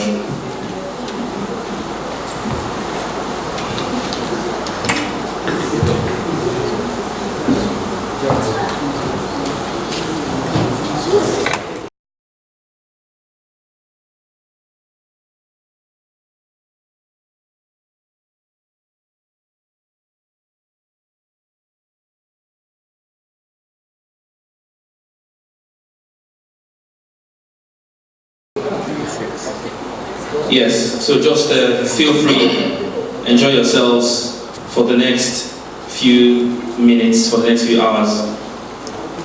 And yeah, I'll do exactly the same thing I did the last time. I don't want to give him the honor that he doesn't. Let me not tie myself in knots here. Let me not introduce him the way he wouldn't like. Yes, just like we did for our first speaker, Balabasi. But all I will tell you is that he is somebody who is a seasoned lecturer in this. He's a seasoned speaker in this. His name is Deacon Ike, and without further ado, I will introduce him and let us give him another very, very big round of applause for Deacon Ike. Thank you very much. Thank you. I'd like to count it a great privilege. Please, can we turn down the volume a little bit again? I count it a great privilege to stand before you this afternoon. I want to believe that you're already having a nice session. The truth is, I wish I had this opportunity when I came to this country, and I will explain to you. You will understand the reason why as we progress. Okay, by way of introduction, my name is Ike, DK. Well, Ike is just the short version of the long name, Ikechukwu. In terms of my experience, I've been teaching, I'm a lecturer, and I've been lecturing in this country for about 8 years. It's my 8th year lecturing in this country. Currently, I am a contractor with an engineering training organization here in Coventry called MGTS, Midlands Group Training Services. I contract with them to provide engineering training. I also work for Coventry University as a project supervisor, and that I've been doing over the years. I have supervised well over 60 master's projects with Coventry University. In terms of my qualification, I don't have too many of them, but I am very proud of the ones that I've got. And you get to know the reason why I am proud about them. That's the truth, that is the truth. All right, you get to know that. So my first degree is in mechanical engineering, and that was abroad, precisely from Federal University of Technology somewhere in Owerri, in Nigeria. And then I came over here in 2008 to do an MBA, Master of Business Administration. So I could very much relate with my brother when you said it was, for you, it was environmental science, you said? What was it before? Chemistry. And then moving over here to study environmental management, am I correct? I could heartily relate with you. I know what that means. For me to study mechanical engineering, first degree, and then I move over here and did an MBA. It was a huge leap for me, if that makes sense. So I did my MBA, and then I thought I could still do more. I did my MBA at the University of Derby, and that's on the other side of the Midlands, East Midlands precisely, and then came here, Coventry, in 2012, and then started my PhD at Coventry University, and then finished my PhD in 2017. So that's me in a nutshell, okay? I'm going to be sharing with you some very, very important nuggets that is going to place you ahead of the game, okay? Now, the whole idea of this was born from my personal experience. So I'm actually not teaching, I am imparting on you. I'm actually imparting on you based on my personal experience. And I'm sure, I hope you're going to place value on what you're going to learn here today. All right? Okay. Can I, just out of interest, how many of you how many here do the master's program? Just by the show of hands? Okay. First degree? PhD? Okay, that's all right. Then my next question. How many of you here have just arrived in the UK? Let me see your hands, please. So you've just arrived in the UK. Okay. How long have you been here for? 2 weeks, 1 month? Eh? A month? A week? Oh, not too far. 3 weeks. Okay. Eh? Did somebody say 2 days? Oh, I can imagine how you feel right now, man. Right, okay. So how? Just tell me, what is the experience like? What is it like? Now, I've been talking. I need to hear you talk back to me. What's the experience been like so far? Different world entirely. Yep. Yeah, for me, one of the things I already see here is everybody keeps telling you like you are lazy, like you are lazy.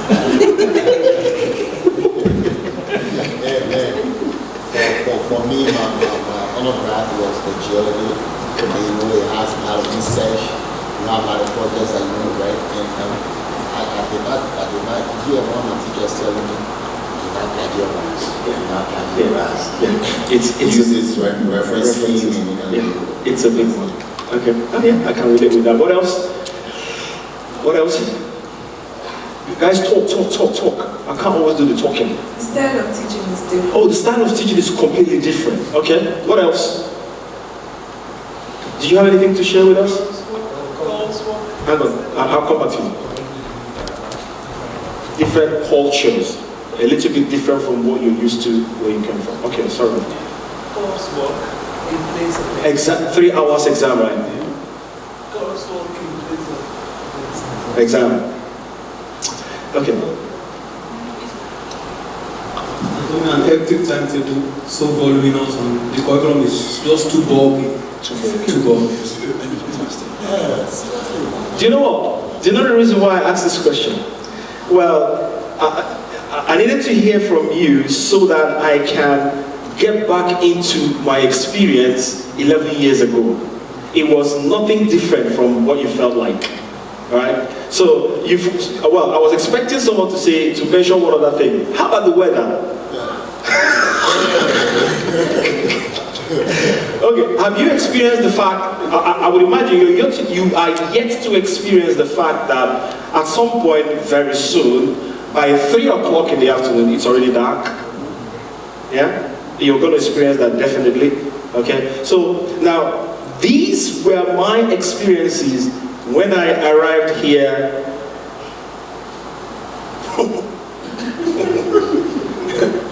11 years ago. The weather was something else for me. The food was something else for me. Everything I touched was cold. No relatives here. Yeah? And then, like someone mentioned, the approach to teaching, the approach to teaching, learning, and assessment completely different from what I was used to. Mind you, I studied mechanical engineering, and then here I'm doing an MBA, an area completely new to me as well. And then the accent, again, was a problem. To even hear what my lecturers were saying was a huge problem. So I find myself sitting in class and everything is just flying above my head, but I still had work to submit. Now, but the big one. Someone talked about the fact that, here it's almost independent study. Doc mentioned that in his presentation. So you're almost self-reliant. You're on your own studying, right? And then it's more of that coursework where you're expected to write a thesis and then hand in. Now, I was faced with all of that challenge. Having come from engineering, where it's mostly analysis and calculations, right? And then into a scenario where I have to be writing a coursework. Now, the very annoying and very challenging, not annoying, but very challenging thing about that fact is in most of my assignment briefs, there is a phrase that kept on reoccurring. Has anyone received any assignment briefs so far? Plenty, okay. Tell me, have you come across these two words, critical analysis? Or they tell you to critically evaluate la la la la la, or critically appraise la la la la la, or do do a critical review of Do you know what it means? Does anyone know what that means? Really? Go, hang on, go on. Sorry, can I hear you say that again? Giving an in-depth understanding of what you think about the concept you are writing. Is that what critical analysis means? Okay, yeah, to some extent, yeah, I can't fault you. Yeah. For me, I think it's for you to discuss the different perception people have about an issue. Yeah. Okay. Absolutely. Yeah. Is that what you were going to say as well? Okay. That's very correct. That's very correct. Now, can I just reiterate the fact that that is one approach. That is one thing that you are always going to come across as long as your academic writing is concerned. So I would heartily encourage everyone in this room to take that seriously. If you must achieve the high grades that you want to achieve on your coursework in your project, this is one thing that you really need to understand and improve your skills in doing. Because you're going to be getting, just like I was getting back in the days, you're going to be getting feedback. I've started my presentation, right? You're going to be getting feedbacks like what you have on the screen. Oh, more analysis required. Mind you, I still supervise master's project, so I'm telling you what I do. Does that make sense? Yeah? So you're going to be getting some of those. More analysis required. Oh, lacking in critical appraisal. This discussion is too descriptive. In other words, there's no critiquing in it. Yeah? Where is the evidence for this assertion? Doc talked about referencing and plagiarism. Very big one. Has anyone heard about academic conduct officer in the university? Okay, we'll talk about that later. Alright? Your work lacks structure, considers only one point of view, and is mostly descriptive. There is no evidence of additional research. These are some of the things that myself and my colleagues were seeing as feedback from lecturers when we submitted our coursework, particularly in the first semester. And the danger is, just like Doc also said, when you come from a culture into this new culture, you experience what we call a culture shock, and then before you recover from the shock, the first semester is already gone. It's already gone. Yeah? Which is why I count you all very privileged to be hearing what you're hearing this afternoon. If I had this opportunity, the skies would have been my starting point. Honestly. Okay, so take it seriously. Right, so now in all of that, when I was getting all of those feedback, and then, it wasn't, my courseworks weren't coming out, the grades on my courseworks weren't coming out as I expected. And then I went into a search to find out, before that, let's just talk about the things you're going to learn today. So we're going to go through the differences between descriptive and critical analytical writing. And then we will see how to be critically analytical in our thinking, in our reading, and in our writing. Now, those three things have a connection. There's a relationship between how you think, and then that also impacts on how you approach your studies, your reading, which then ultimately impacts on how you write, but you're not writing. Did you not come with any writing material? Okay. Right. So, the plan for today, therefore, is we will look at what is critical analysis, and we'll look at the features of critical analysis. We will also review critical thinking and then look at some examples. We will also look at critical reading as a process, and then delve into the big part, the critical writing, because all of your coursework, your project, anything you're submitting must, as a matter of fact, must reflect or demonstrate the fact that you are writing critically. You can't run away from it. It doesn't matter what you're studying. It doesn't matter the level. It doesn't matter if it's undergrad. It doesn't matter if it's master's or PhD level. All right? And then at the end, we'll look at those 6 rules for good academic writing. Okay. Can we deal with our food very quickly and then focus a bit more? Right. So I went into a search. I asked myself, what is this thing, critical analysis? What does it really mean? What does it really mean? How can I understand it and then such that I have a working knowledge of it and I'm able to apply it to my work? So what I did first of all was to split them into two words, the two words that make up that phrase, critical and then analysis. So I looked at the meaning of critical, and then I came up with this. It says, marked by the tendency to find and call attention to errors, failures, and merits as well. So in other words, it is about looking at an issue, looking at a subject, and then being able to identify the faults with that, because there's nothing under the sun that is perfect.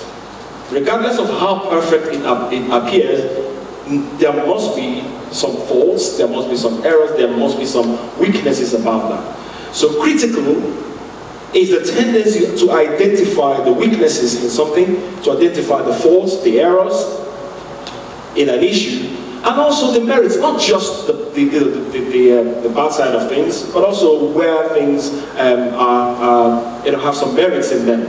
So that was for me my understanding of the word critical. And then I looked at analysis. It says an investigation of the component parts of a whole and their relationship in making up the whole. So in other words, it is about disintegrating something or an issue, disconnecting an issue, deconstructing an issue, and then looking at all of those components in their individual stance and trying to understand the relationship between those components. Am I making sense? Now, if you could allow me talk, then I will give you time to write, because it's more important for me that you understand what I'm trying to say to you, than writing. If the Holy Spirit touches my mind at some point, I could make the decision to provide you the slides. It depends on how well you engage. It depends on the value you place on it. If I see that you don't place any value on it, then I ain't gonna give you nothing there. Is that right? Okay. So my point is, let's listen first before we do the writing. Okay. So I was talking about analysis. It's about disintegrating stuff and then looking at those component parts individually, and then to see what relationships exist between them, see if there are any issues in those relationships, and then evaluate those issues, and at the end of the day, make a conclusion about what we're saying. Okay? So therefore, if we put those two words together, therefore, then we know that we have that critical analysis is an investigation of the component parts of a whole to understand the relationship between those parts, whilst identifying errors, mistakes, weaknesses, strengths, and all of that. So we're not looking at that issue from one perspective. That's basically what it means. If you're looking at this, right, would you agree with me that from my perspective, I'm seeing something of a rectangular structure? Yeah? Is that the same perspective with you?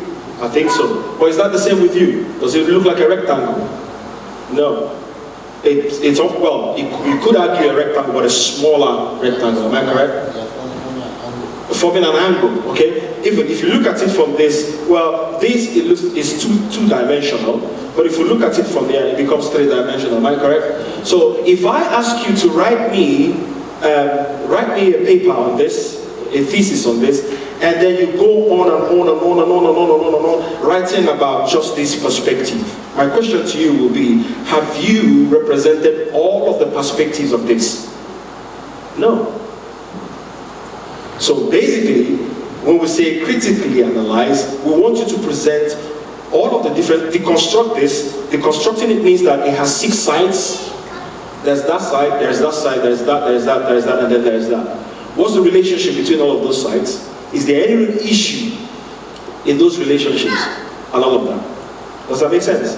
Okay? So in a nutshell, that is what that is what I came up as the definition of critical analysis. So do you want to write this down very quickly, and then we can move on? Very quickly. Because you might want to refer to it at some point.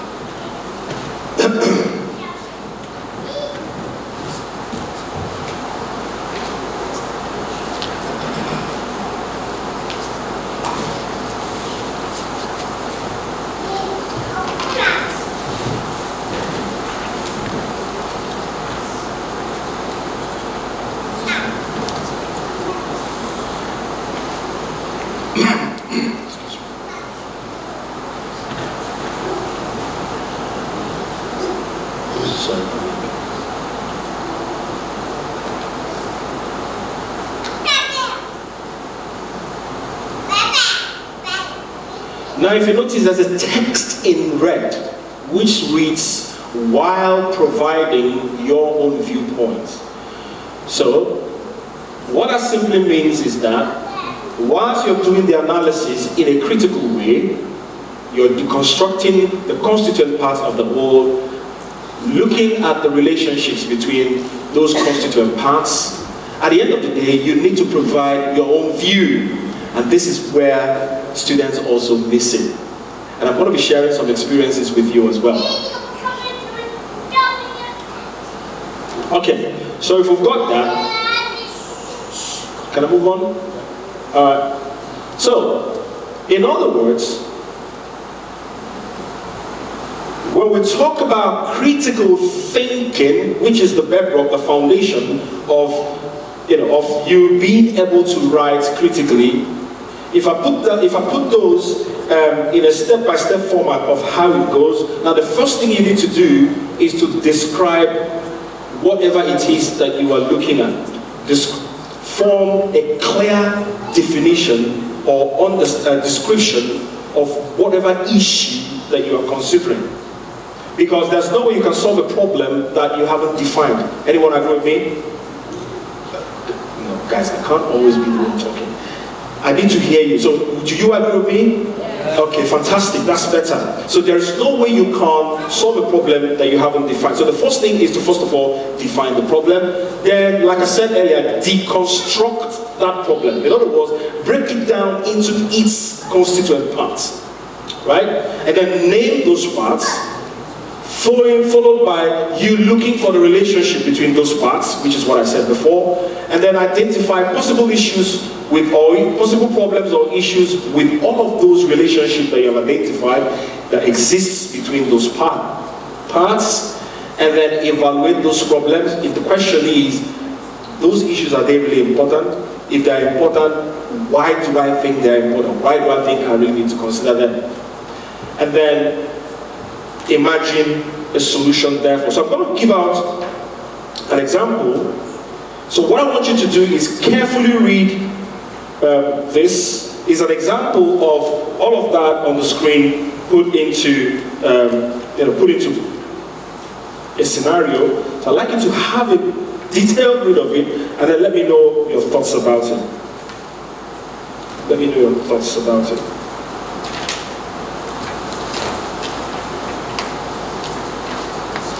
And then if you have any question, please feel free. Sorry, Doc. If you have any question, please feel free and ask me at any point. Okay? There is no such thing as a stupid question, please, because whatever you might be thinking, well, you might be surprised to know that you're not just the only one thinking that. So please feel free and ask your questions. So tell me your thoughts about what you've just read, if you finish reading.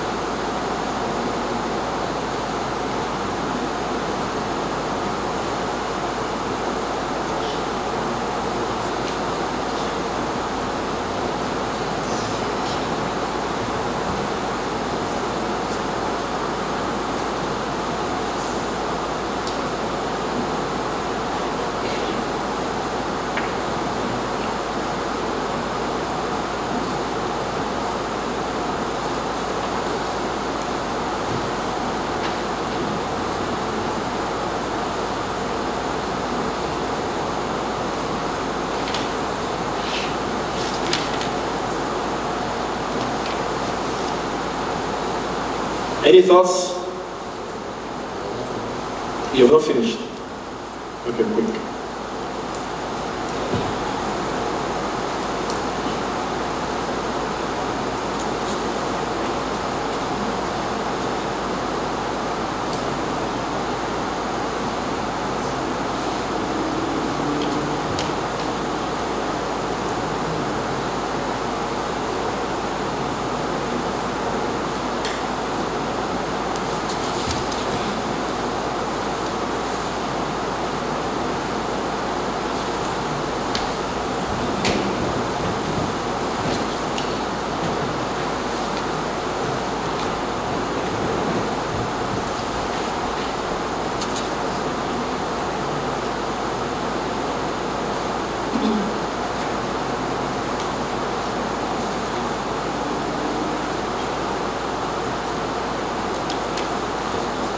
You finish reading, just share your thoughts with me, please, or with us.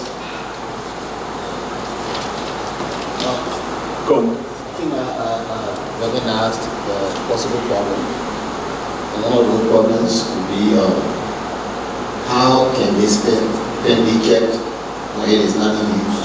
Because I did not see you mentioning anything about tap. Sorry, you did not see what? I didn't see anything about the type of the pen when it is not in use.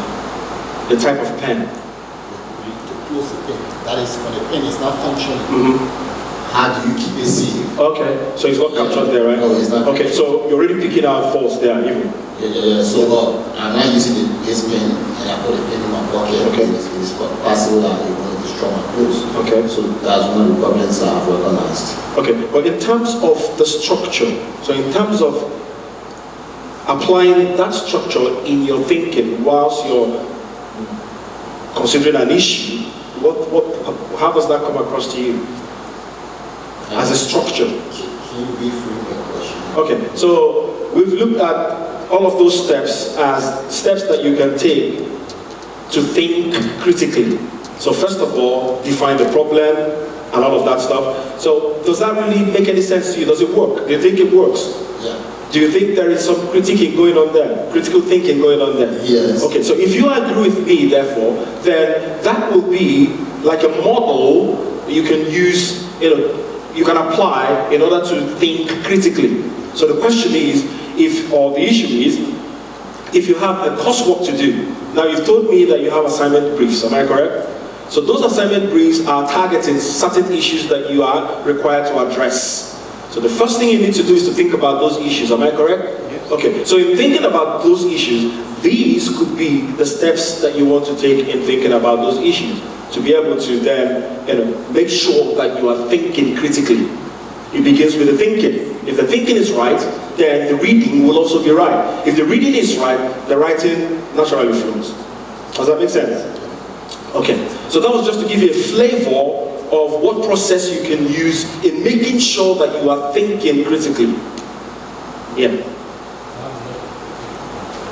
Someone is already critiquing that. Absolutely fine, yeah. So what did you find? From the description, it's not giving a vivid definition of what a ball pen is. Basically its future. It does cover maybe epistemology, like the origin. Have this invented in the 20th century. And that's just the beginning. That's just his perspective, and which you can't fault him for. Yes. Okay, also I'm saying from there that I feel that because a pen is used for writing, and which is not captured in the write-up, which I feel is very, very important, which means the importance of what we are talking about should be stated. Absolutely. Which is not there. Absolutely. So even in that small example, people are already picking up holes in it. Okay? Now this is the same approach that you need to apply to that assignment brief. It's as simple as that. The truth is, when we talk about critical analysis, it's something that we even do naturally. Think about the times that you sit in front of your television and you're watching the news, some news comes on screen, and somebody says something, and in your mind, you're like, is that really true? I mean, have you experienced that? Well, that could be true because it's in the UK. In Africa, that's never going to happen because of that. You're simply critiquing that situation. But But why is it that when it comes to academic work, it becomes a challenge? People just write descriptively. Oh, Coventry is a city in West Midlands, is that. We only talk about all the good things about Coventry. I have a classical example that I use. You know, the ECB engineering building, ECB building. So when it was initially launched, you know, it's still a cool building anyway. It's very eco-friendly. Yeah, you know, it has all the beautiful features that you can think about. But the truth is, there are times when the toilets don't work. They put a big sign out of service. Am I correct? Yeah. There are times when, if you need drinking water, you have to come downstairs to get water. Am I correct? You guys, come on. Or you don't know the building? Okay. So come back to me then. Yeah. So if you are then asked to write a report on the ECB building, and then you go on and on and on and talk about all the good things about it, you haven't provided a holistic picture of the building. And that's basically what it is. That's basically what it is. So that is the thinking. So which then brings us into the writing. And I'm going to show you some steps that you need to apply to ensure and make sure you're writing critically. First step.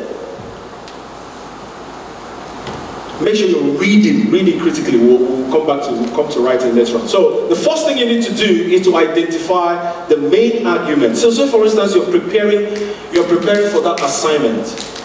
You've printed 1, 2, 3, 5, 6 papers that you want to review. Right? Now for each paper you pick up, I'm speaking to you now as MSc students or PhD students. For each paper you pick up, the first thing you want to know is to identify the main arguments. What is it that the author wants you to accept? What is the main information? What is the core message in that paper? What does the author want you to believe? And the truth is, a good place to start will be from the introduction or the abstract and the conclusions. Now please be careful with this, guys. Put your pens down, let me emphasize on this. Be careful, and I'm speaking out of experience, okay?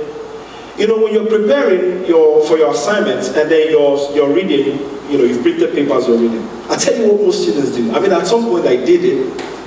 So again, it's from experience I'm speaking to you, and also from experience of assessing students' work. It is absolutely wrong for you to print, to lift the paper, and then all you are interested, you're only just scavenging through the paper to find out maybe a definition or advantages of something. That's all you're looking for in the paper. It will not work. You know the risk of doing that? You could use that definition out of context because you didn't really understand the context that definition is based on. Does that make sense? Okay, so what am I saying to you in essence then? What I'm saying to you is that for each time you pick up a paper, you know that this paper is relevant to the assignment you want to complete. Yeah? You've checked you've looked at the abstract, oh, nicely ties in with your assignment. You've gone through the introduction, you've gone through the conclusion. Then the next thing you want to do is to settle down and study that paper. It is only in doing that that you can be able to apply these steps that I'm about to show you. If you only select a few places to read just because you're looking for something, it won't work. And you can't write critically. You cannot. As a matter of fact, I can share my experiences with you. So what I do when I pick up a paper is I have the paper, I have my highlighter. You know what a highlighter is, right? I have my highlighter, and I have my pencil, I have my eraser.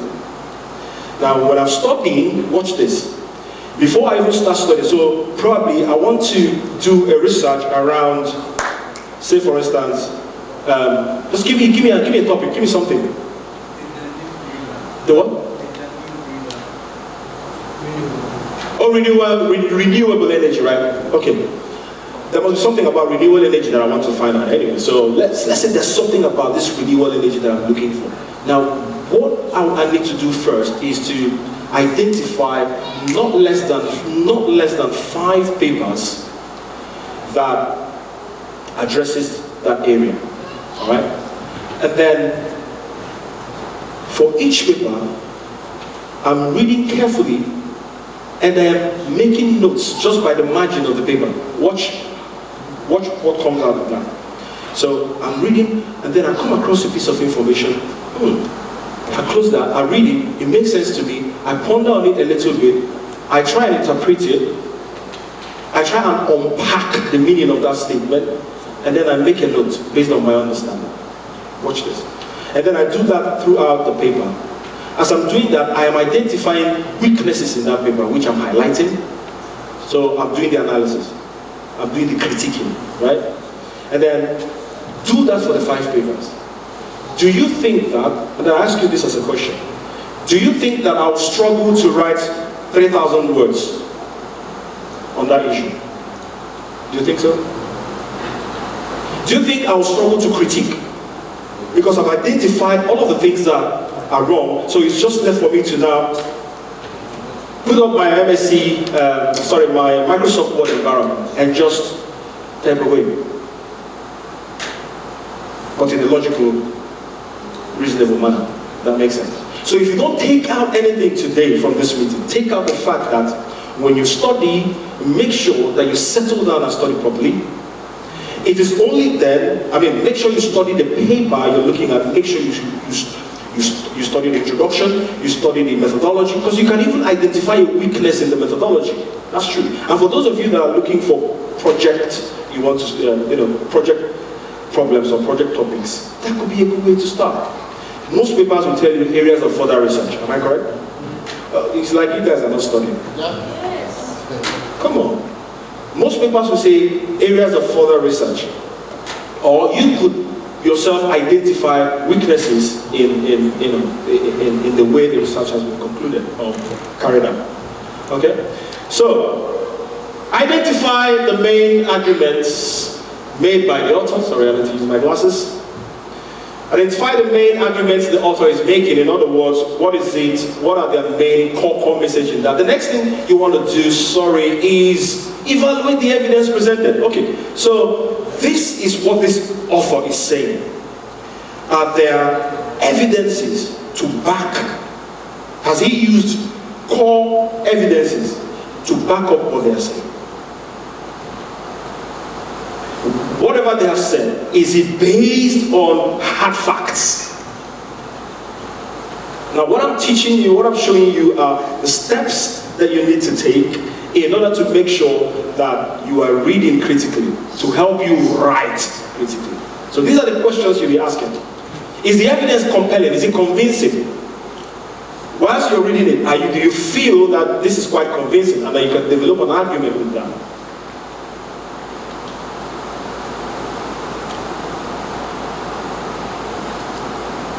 Any questions so far? The problem now is, I know there is a question. in studying the journal, how do you really identify those weaknesses? Like, you are studying a journal. Like, let me take for instance, I'm writing on the Danube River, and it's quite. What is that thing you keep saying? Danube River. Danube River. Oh, river. Yes. Oh, what is the river? It flows from the Black Sea of Germany and runs across 10 countries and flows into the Black Sea. Okay. Black Forest of Germany to the Black Sea and enters in the Black. So it runs through 10 countries. Okay. So that's the origin of the river. And now I'm writing on transportation on the river. We're asked to choose any topic, either fish, whatever you want to write. Then develop the stakeholder map for it, and try the stakeholders and all of that. So, but the journals we are reading may not necessarily have all of those parts. And how do you then critically identify those, the navigations going on in the river and So can I understand what you mean by the journals that you're reading do not have those parts? Because that sounds to me like you're not actually looking at the right journals, or right papers. No, like for instance, I've been, browsing, getting different kind of informations, and it's actually the first coursework I'm doing, and I'm really targeting to come up with something reasonable. I don't want to do a shallow work and somebody will just look at it and say, this person is really out of context and all of that. So the books and the things I've been reading, maybe I may not be probably in line with. That is what I'm saying to you, right? There is no way you can be studying the wrong stuff and expect to find what you're looking for. Okay? So you really need to make sure that the materials, the resources that you're engaging with are the right ones. They cover the area that you are working on, the areas that you're interested in. Otherwise, it's like you want to go to London and you're headed to Manchester. You're never going to arrive in London, are you? Okay? So my challenge to you and my advice to you will be to reconsider the papers that you're looking at. Okay? Then in reconsidering the papers that I'm looking at, how do I then identify the things that is needed in order for me to come up with the reason? That is the thing I said to you, that you can only identify that when you apply the steps I showed you here. So when you keep an open mind, tell yourself that, look, this thing, regardless of how perfect it looks, there must be weaknesses somewhere. It could either be the way the research was structured, it could be the data, how they collected the data, it could be about the sample they used to carry out the research. I mean, there are so many areas that you can pick holes. It could be how robust their conclusions are. It could be the evidences that they've provided.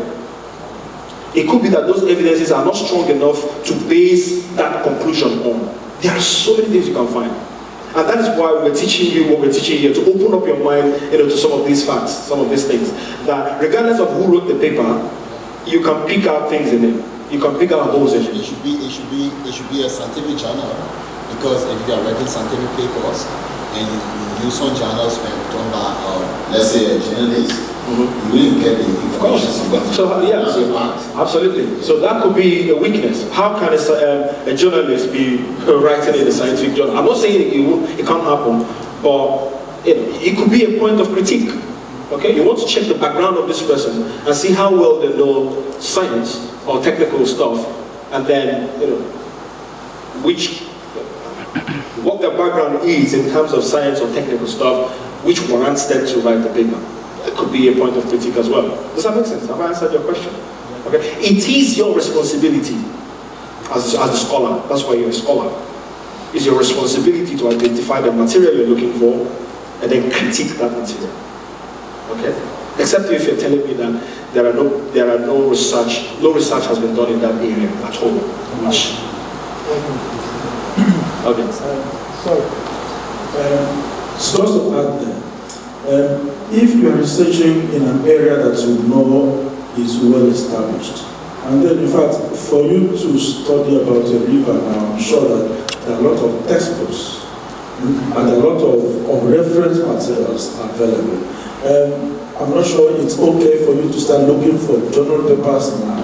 It is better you step down a little to maybe what we call reference materials, which are like handbooks or textbooks that have written extensively about that kind of topic, and then you have detailed materials on that. And then now what I'm going to look for in journal articles are new information that are going to talk about that type of river, the origin and the flow pattern and all that. So the quality of material that they're looking for is what I is talking about. Where are you looking for the information?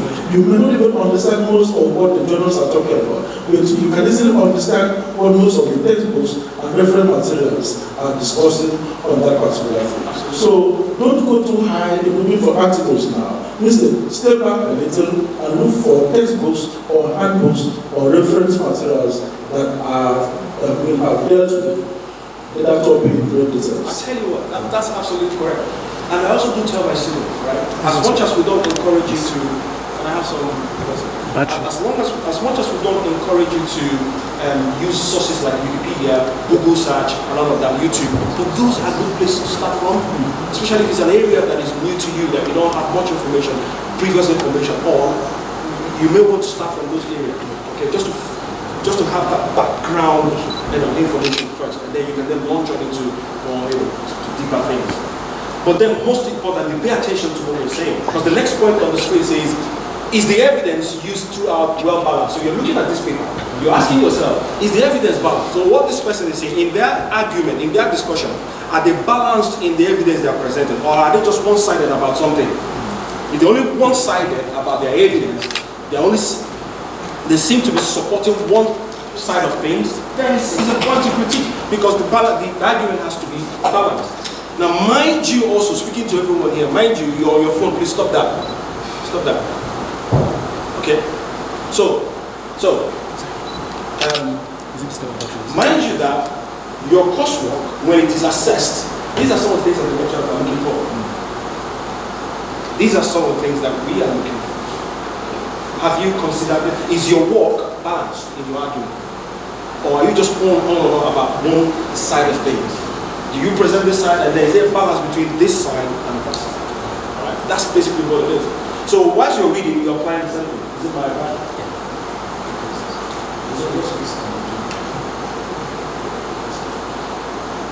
Alright. So does it take into consideration opposing views, and also does it prioritize on arguments? Does it prioritize one argument over the other? No, and don't do that when you write. Do not do that. Make sure you are balancing. For every assertion you make sure you look for a different view to that assertion. In other words, you're balancing. And that's critiquing.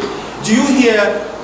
One of the easiest ways for me to see that my student is actually is writing critically is when I see words like however, or nevertheless, or nonetheless.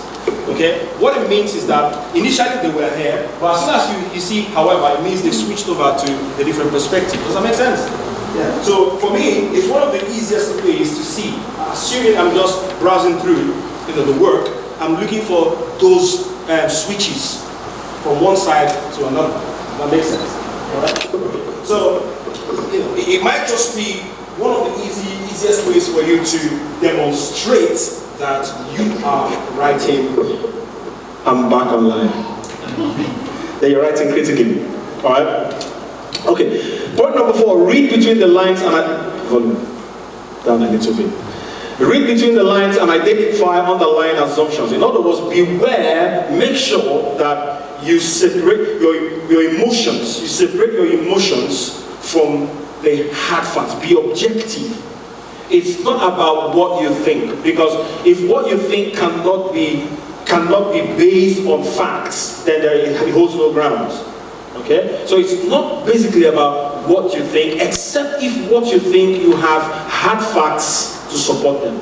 Alright? So look for any underlying assumptions in that work where an author has basically just said something which is very significant, but then there is no evidence to back it up. They've just made an assumption.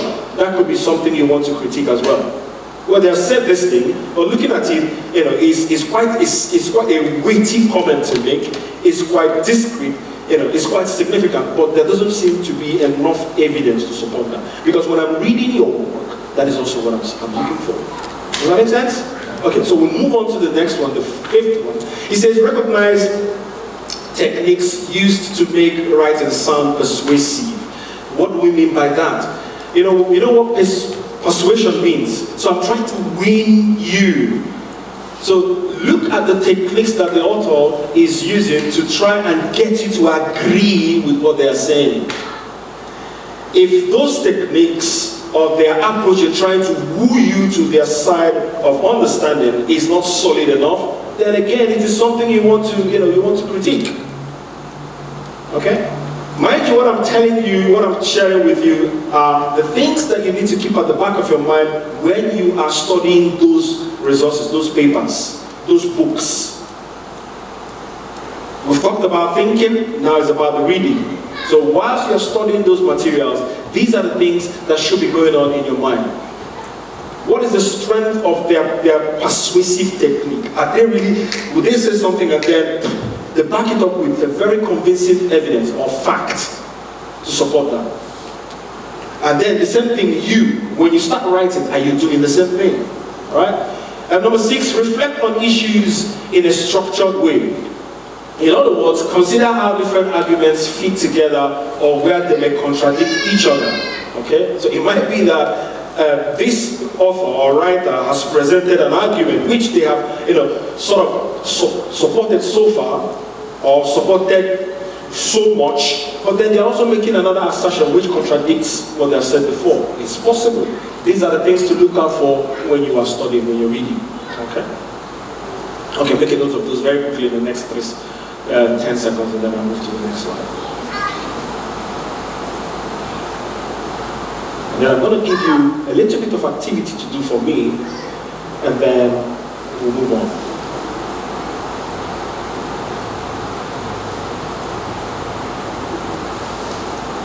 So I've talked about emotions, the fact that you need to keep your emotions out of it. Otherwise, you just end up moaning. You know what it means to moan? You just complain about something without any facts, without any, you're just talking about something without any objective, or you're looking at something not in a way that is not objective. All right. So step number 7, what could it be? Evaluate the type of evidence being relied upon. In other words, again, talking about how would you identify those weaknesses. Are you not writing? Are you not writing? Go on. So in terms of how do we find those weaknesses in the materials that we're engaging with, it says evaluate the type of evidence being relied upon. In other words, is the evidence up to date? And this is one place that I catch out my students. Yeah? So I tell them right from the very first project meeting, look, I don't want to see any reference that is older than 10 years.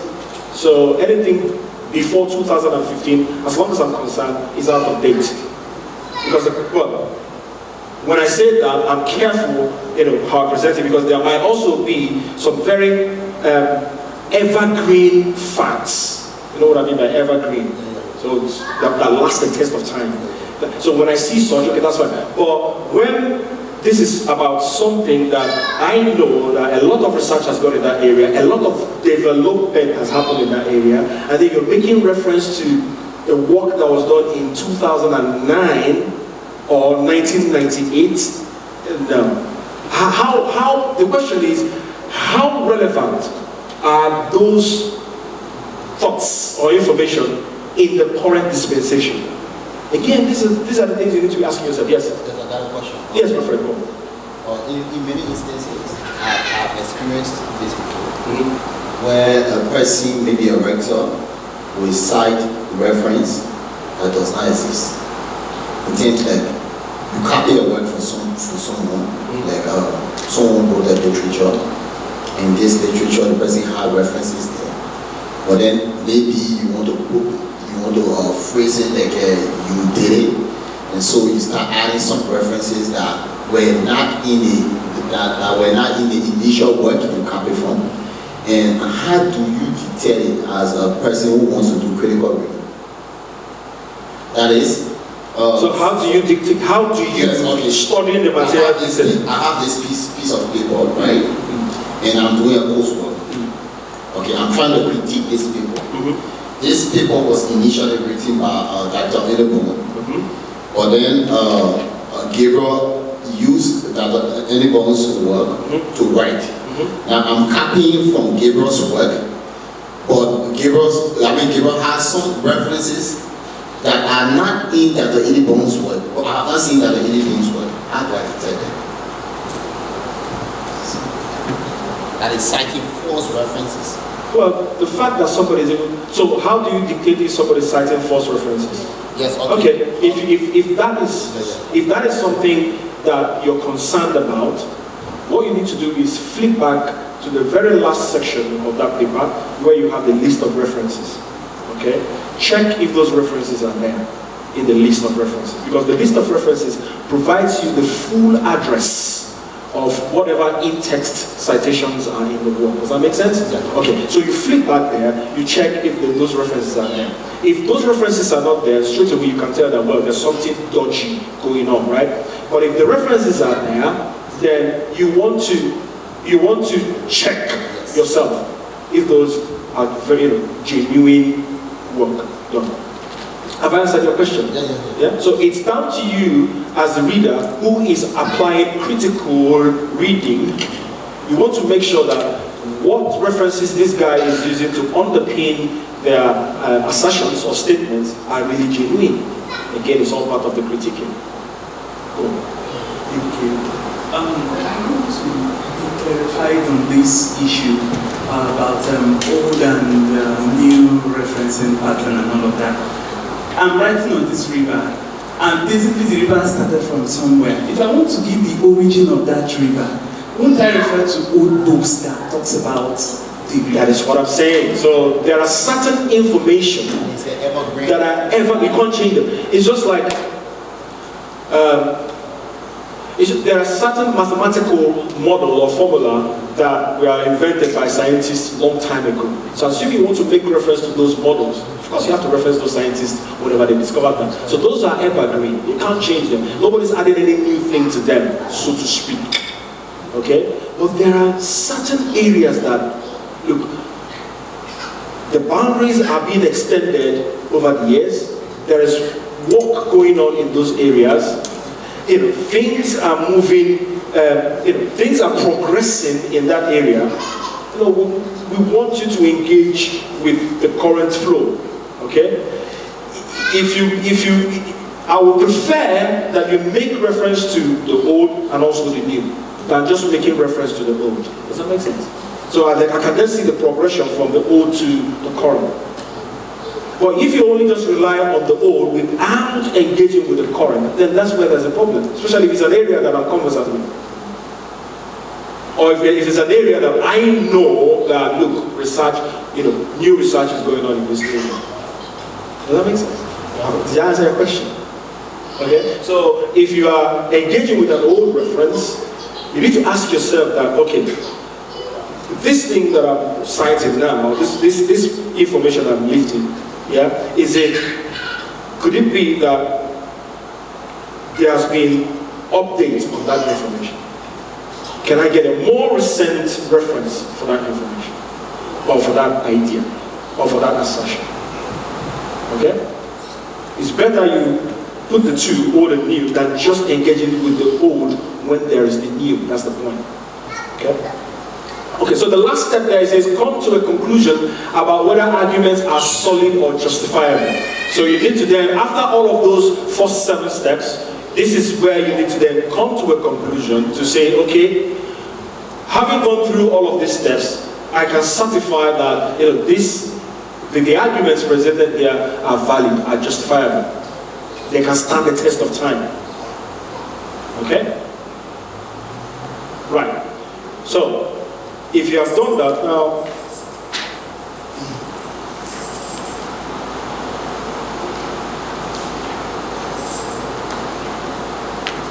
so let us then move to the last part of this, which is the critical writing. We've talked about critical thinking, we've talked about critical reading, so these are the things that you need to do whilst you're reading, and then let's then talk about the writing itself. So this is where you have.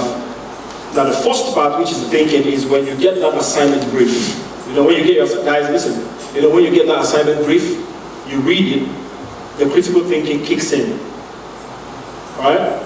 Then, when you're done with that, you have now, based on what you come up there, you've made a decision on which areas of research or papers or authors you want to look at their work.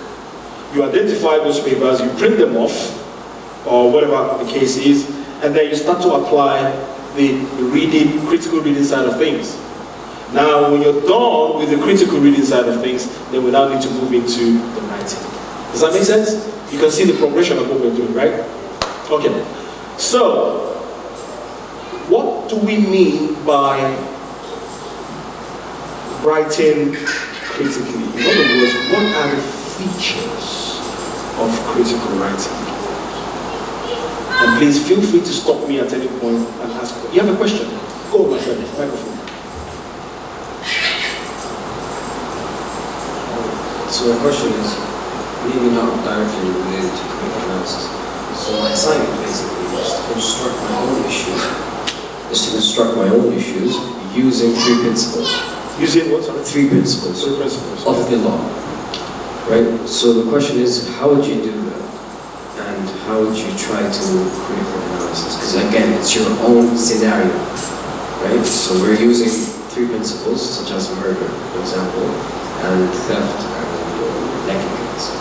Right? So I have to construct my own scenario, and in this own scenario, it has to include these three principles. Right? But again, I have to critically analyze and I have to construct my own question. You call them principles, right? Who made them principles? Why are they called principles? It's from the law. From the law. So yeah, that means from cases. From cases. So that means some kind of work have been done in those areas, and that's why they are referred to as principles. Right? Yes. Is that the case? Yes. Okay. So in other words, your starting point will be to go back to whichever previous research or previous work that were done in those areas to review them. And that's why you do what we call literature review. I get what you're saying, but again, it's my own scenario. So the thing is, you have to start from the known to the unknown. You have to start from what has been done before, and then before you can then base yours on what has been, well, yours can then follow what has been done before. Yeah, but the difficult part is finding a scenario that you could try to understand and analyze. So the hard part is constructing the scenario. Whose responsibility is it to construct the scenario? So it's mine. Okay. It's my responsibility to construct a question. To construct a question, yeah. But then before you construct that question, you need to first of all, now look at it this way. We need to understand the purpose of literature review. The purpose of the literature review is to first of all look at previous research that's been done in that area. The aim of doing that is to see where there are gaps in previous research. In other words, there might be areas where people haven't bothered looking at, and it could be that the area you want to look at in your own research is one of those areas that people haven't looked at. Does that make sense? It makes sense if it was a research. It's not a research. What is it then if it's not a research? It's basically the lecturer wants to know our knowledge and our critical analysis for case scenarios, right? So if, for example, God forbid, a murder happens, right? So when does a murder happen? So you have to find the principles coming out from a murder. When does negligence happen? Okay. My question to you is, can you do that work? You say it's not research, whatever it is. Now, can you complete that work without, first of all, doing some reading? No, obviously I have to know knowledge, but not reading. So I could use journal articles for opinions to construct my analysis. You've answered the question. Yeah, that's... You've answered the question. You can use journal articles, previous information. But see, the problem is that I couldn't find my own question. I couldn't find my own scenario. No, you can't find your own scenario. That is your scenario that you need to create. But before you create that scenario, you need to find out what has happened before that might relate to that scenario. Not necessarily that exact scenario, but something relevant to that scenario. That is your starting point. Before you can then, based on what I have seen so far, blah, blah, blah, blah, blah, I am creating this. That's what, and it's research. Is it? Yeah, it is research.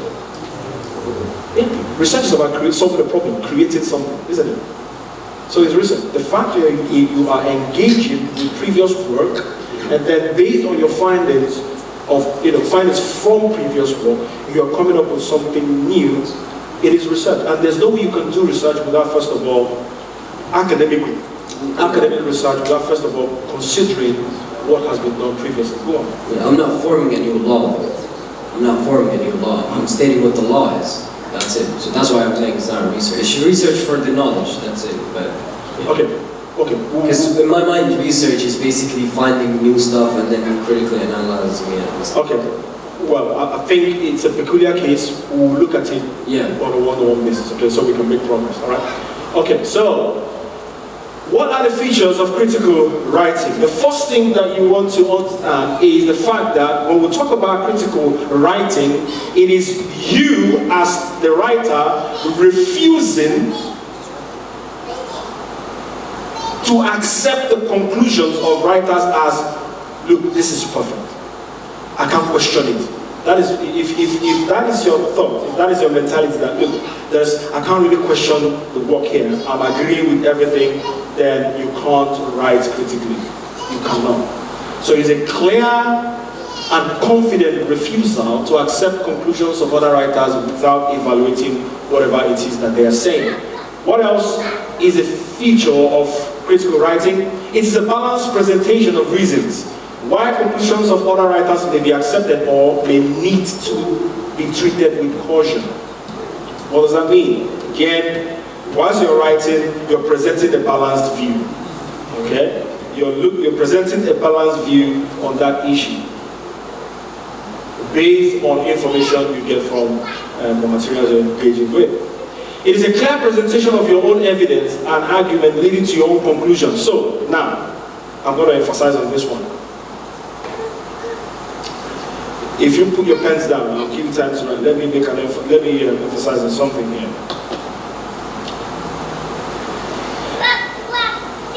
In my experience so far, there is hardly any cohort of students that I supervise where I don't find this thing happening. What I call stringing together of references. What does that mean? According to Smith 2009, full stop. John 2017 states that full stop. In the same manner, Adrian and Ian 2014 full stop. Michael 2010. How many sentences have I made here? About 5 of them. In all of those 5 sentences, is there anyone that demonstrates my own voice in it? Eh? That one entered, right? So basically what I have done is string together references without anyone hearing your own academic voice. Remember, when you write a thesis, when you're writing a report, you are the author. You are the one in charge. So we should hear your voice authoritatively. Those other references are just to support whatever assertions you're making, whatever argument you're presenting. But at the end of the day, the work belongs to you. You know, when you string together references, like I'll tell my students, well, the comment you get there is, so, where is your voice? I can't hear you in this. So what point am I making? As you write, make sure that you are unpacking your understanding or the means of the information that you are engaging with. Make sure that you are making your voice heard. If you say something, if you refer to a source, okay, can you interpret to us your understanding of that information? How was that information, what is the relevance of that information to the big picture that you're looking at? Does that make sense? Can I give an example? Okay, I just give one down, even though it's a bit abstract. So say for instance, I'm writing about the definition of supply chain management. Okay? Okay, so watch this. So I read 5 different papers, and from those 5 different papers, I identify 5 different definitions of supply chain management. Some of them might be similar, some of them might be different, you know. Then I start to write. Section title, definition of supply chain management. And then I just basically list, whether I paraphrase or I leave verbatim, but I'm just writing all of those 5. I make 5 sentences, and those 5 sentences are just those definitions that I found. What have I simply done? Okay, go on. Okay, you've lifted the definitions. But is it okay, after giving those 5 definitions, is it okay to now come in with your own voice and give what you think? Or we should not give like those definitions? Or we should not give those definitions? is? Okay. Okay. So my answer to that question is, you need to be careful that it is not a pattern. Okay? And this is where writing skills comes in. You need to make sure it's not a pattern one. There's nothing wrong in you writing all of those definitions and then you want to discuss. But I would recommend that when you write one, especially if the first one there is not quite similar to the next one, you want to interpret your understanding of that first one and then see how it links into the second one. You want to interpret the first one to highlight its significance to the problem or to the big issue that you're looking at. You must say something about it. Okay? About it, because I've heard different things. So in saying something about it, do you refer to, will you say, or I think, like we use never use the word I. We don't do that. It is not academic writing to say I. Okay, so you write in a passive voice. Okay? So no, don't say it well. How about if you say, okay, supply chain management is yeah, in other words, okay, in other words, So this is, I can see that this is you talking, but you haven't said I. Okay? It can be argued that, who is making the argument? Is you. But you haven't said I am arguing, so you don't use that first person pronoun. Okay? So back to your question, when you do that, I would recommend that when you put two references together, say something before you put another one. Because that demonstrates that you are understanding and interpreting what you're reading. You are critically analyzing. You could give us a definition and critically analyze that definition. Well, this definition rightly captures that. However, it doesn't consider this area, which this other person considers in their own, which says, la, la. Can you see this, how sweet it is? Can you see how beautiful? It's like art, A-R-T. It's like you're painting a picture. Okay? That's the writing skills there. According to this person, this is supply chain, la la la la la la la la la. Now, in other words, this is actually what they're saying. However, that doesn't touch on this area, or their assertion of this area is not quite clear. But nevertheless, that was captured in this other person's definition, where they have said this, that. You're painting a picture very nicely and beautifully. All right? Okay. At what point does your contribution come in when you are writing? As you are writing. As you are writing, you are making when you say contribution, let me understand what you mean by, because there's a difference between you making contribution and you reviewing and interpreting what you're studying. Like the issue you are talking about. Okay, so if it is the issue I'm talking about your voice being heard, is throughout the writing. Throughout the writing. Okay, I was thinking is towards the conclusion, you can give the overview of what you have gathered. No. And I'm saying to you, as long as you are reviewing other people's work, what other people have said, I mean, we do this in our day-to-day conversation. We do it in our day-to-day conversation.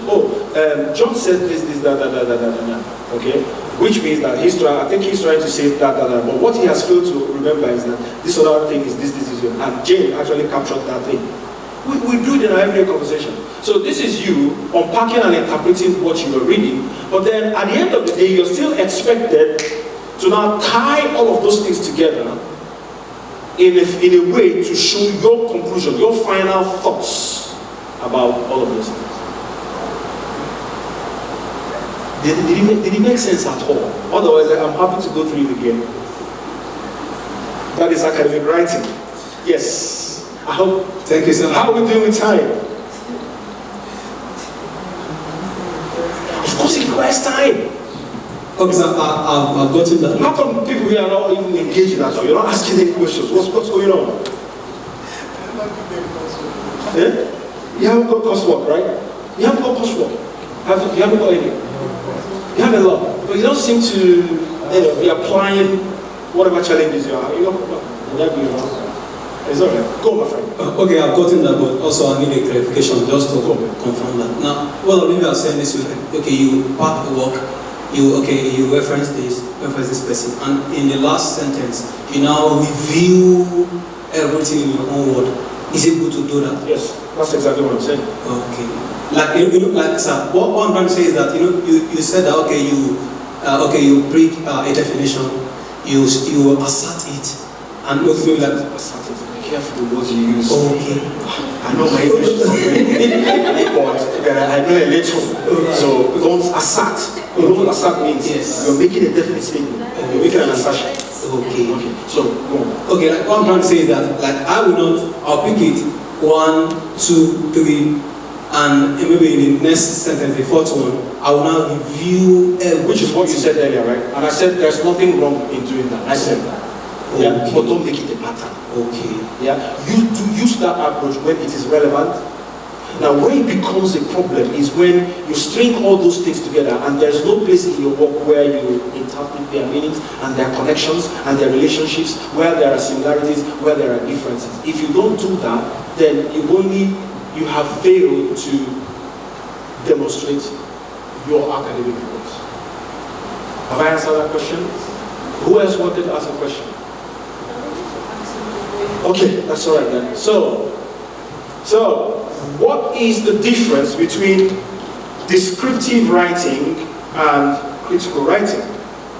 So descriptive writing, with descriptive writing, basically, you're not developing any argument. You're just being descriptive.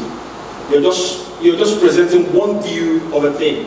You're not presenting any argument. You're merely setting the background within which an argument can be developed. So in other words, it is not wrong to write descriptively. You can start by describing something, and then afterwards, you then start to write critically about that thing. Does that make sense? Yeah. So we are not condemning descriptive writing outrightly. It becomes a problem when all through your work, it's just about description. You're just describing Coventry. You're just describing supply chain management. You're just describing Ike. Oh, Ike is a man, he's 6 feet tall, blah, blah, blah. Without saying that Ike has big eyeballs.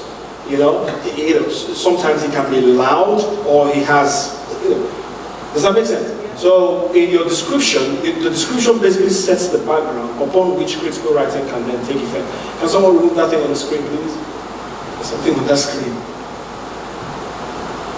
So it says, you are basically presenting but not transforming. You're not processing information. So the interpretation I was talking about, you're not transforming that, you're not processing the information. So see that voice that I talked about earlier as you processing the information that you've lifted from a source. However, when we talk about critical writing, well, you consider quality of the evidence and arguments you read. So you're actually weighing the quality of the information that you're engaging with. You're not just taking that information and that's it. You're weighing it. Is it valid? You're asking those questions that we looked at initially. What else are you doing? You identify key positive and negative aspects that you can comment on. Again, those things that we looked at. Alright?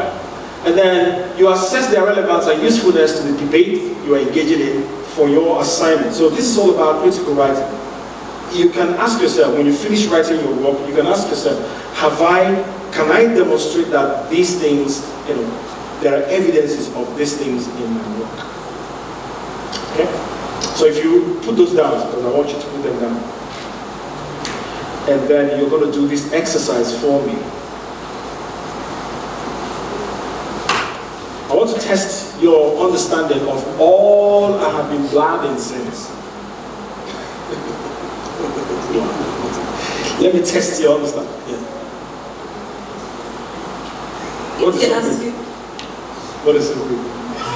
If you are asked to do an integrated summary of two integrated summary. They give you 2 papers to read, and then they ask you to give like a summary. Review. Yes. Yes. So do you give how do you go about it? Am I still going to follow the same things I mentioned? It's just like you review literature. In chapter 2 of your project, you are looking at different materials. They give you, for example, we're giving an informative essay to write, and then they give us 2 papers to read, and then the lecturer says, oh, you are not required to go outside those two papers. It's the same process. The same thing. But what if you cite things outside? Is it okay, or you just It have to depends on follow the structure you've been given. From what I heard you say, you You're not- yes, you're not not to required. go outside those two papers. So you're leaving yourself. So it depends on the structure. But it is the same outcome. You are deconstructing the contents, the themes, the message in the paper, and critiquing them, looking at them critically. Alright? So can you just pick one of these and pass to your neighbor? So what I want you to do is the instruction is there. Let me have any remainders. I want to test your understanding of all we've been saying.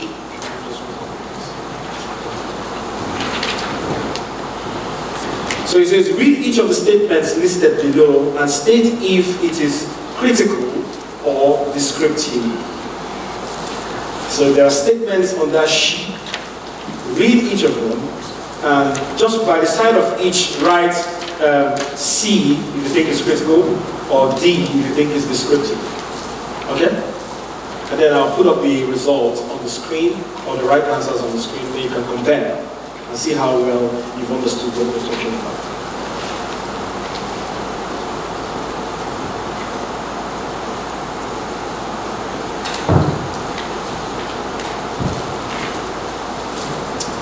And then I'm going to show you an example of the questions both of you asked about maybe two references together and then being unpacked. I'm going to show you that as well, alright? On the screen. So let's do this for 3 minutes.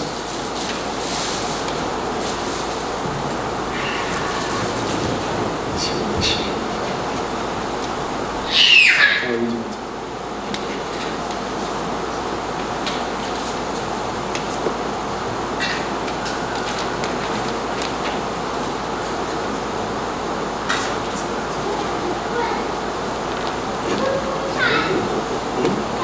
No, it can only be one.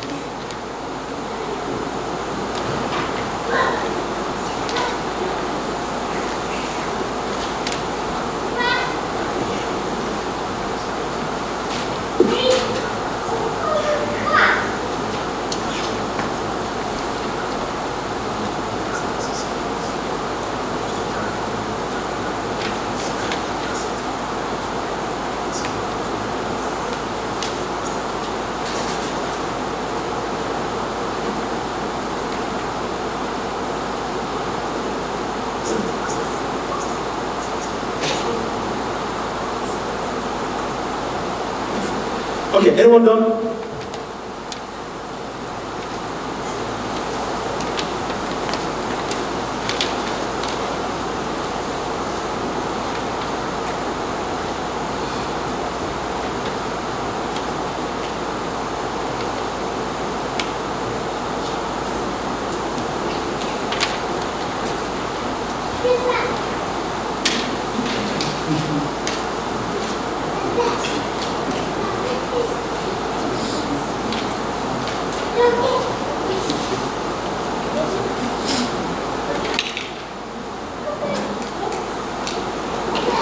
Are you done? Anyone else done? You go, what you? Okay. I just wait for 2 more people to finish and then I'll put up the solution on the screen. Done?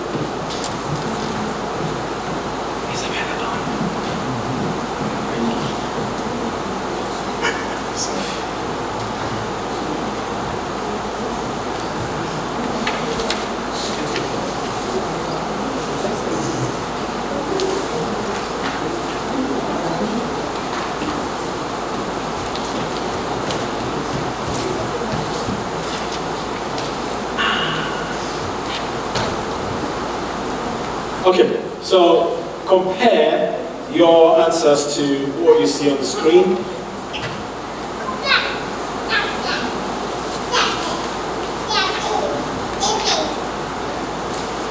If anyone got all of them, you have something for me. Yeah, you can mark them.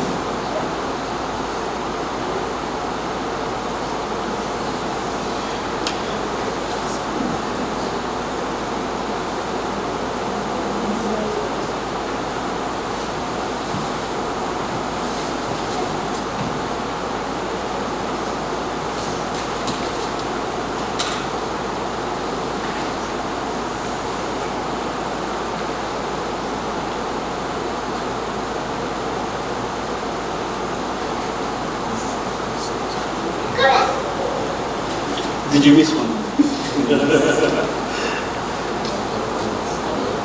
How many did you miss? Oh, you got the rest, right? Just two then. Oh, that's great.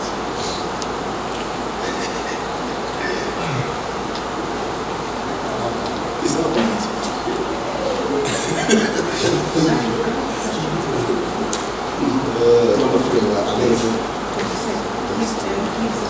So far. I stated descriptive and practical because it tells you there's some case where you are very descriptive and then it's very so far because other options. So think about it this way, okay? I want to talk about Coca-Cola, and I just tell you what Coca-Cola is, what it is so far. So I've only just defined it for you. So this is the story so far. I haven't added anything, I haven't done any analysis, I haven't done any critiquing, I've just only told you this is the state of things now. Is that critical? Right, is this good? Because I've only just told you as it is. Yeah. Yeah. You're correct when you said initially you can start with descriptive writing, and then afterwards you start to critique stuff. Yes, I said it before, that's the way it works. But what we're looking at here, for this number 3, the way it is. Just wait.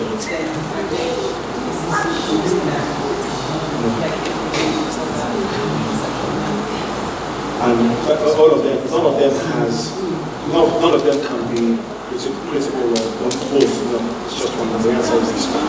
So guys, how did you feel about that? How well did you do? Yeah, that's okay. It's okay? Okay, so I can confidently say that you are assimilating the information I'm passing across to you. That is not confident. It's not encouraging at all. Did you get all? You got all? Fantastic. He got all. Yeah, that is a gift. You're going to get these slides. Right, okay, so let's move on then. Okay, so the next thing we're going to see on the screen is just, again, some examples of where critiquing is going on. So in this scenario, there's limitations can arise. So when you're reading a paper, yeah, it could be that limitations arise due to the research participants' number. In other words, the size of the sample that was used. A good example is this. Read that. It says, the fact that 80% of the students were satisfied with this mode of teaching is significant. However, it is important to note that only 20 out of 150 students completed the questionnaire. How can you say 80% agree? Meanwhile, it's only 20%. So, whoever studied that paper read from the paper that 80% of the students were satisfied. But then they went to the methodology only to find out that only 20 people were sampled. So it is something you can critique. You can base on that and say, well, this paper, I cannot agree with the value, with the conclusions, because that sample size is not sufficient.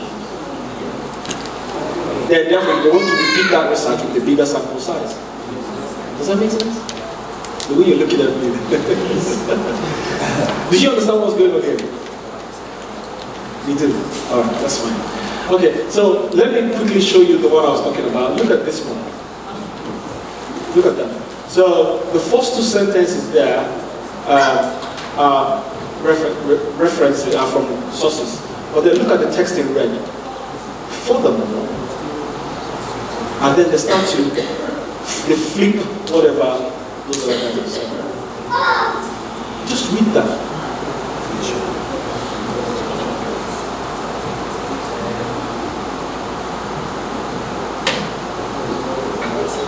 So this is talking about limitations in the methodology of the research.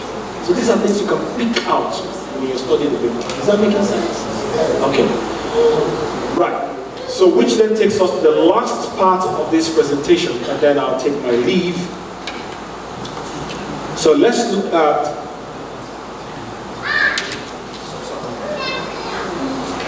But before that, again, I have another exercise for you. Exercise number 2. So there are a couple of statements there.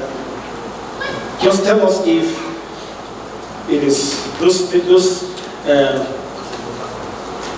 the text you're reading contain critical review or critical analysis or not. Very quickly. So read those texts and say if what you have read demonstrates critical appraisal or not. So we have just 5 minutes to do that, and then we'll go to the last part of the presentation. Have I given you one? So go through these texts and then say if critical analysis is demonstrated or not. Or critical writing, I'm sorry. Critical writing.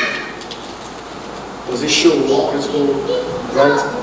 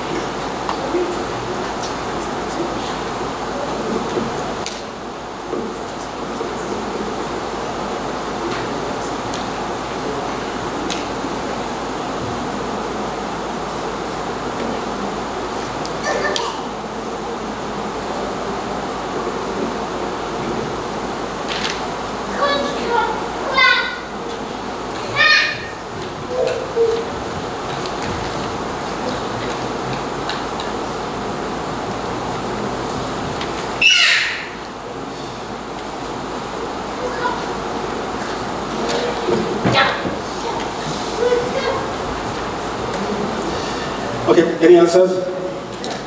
Anyone done? Done. One more person done, and then I'll put the answers.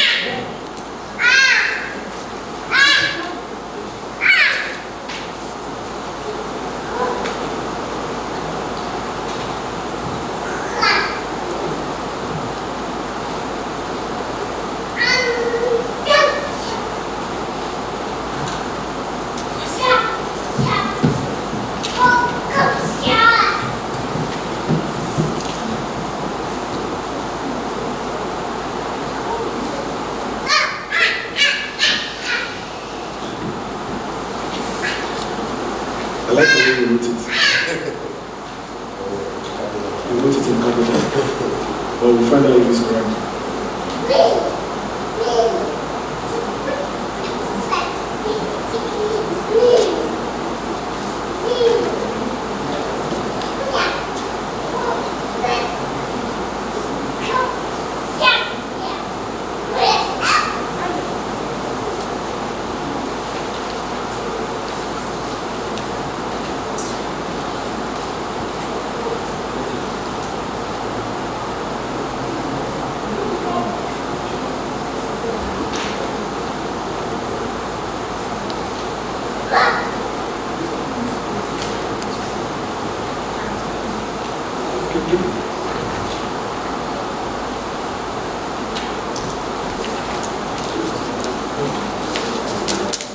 Okay, So, I'll put the answer on the screen then.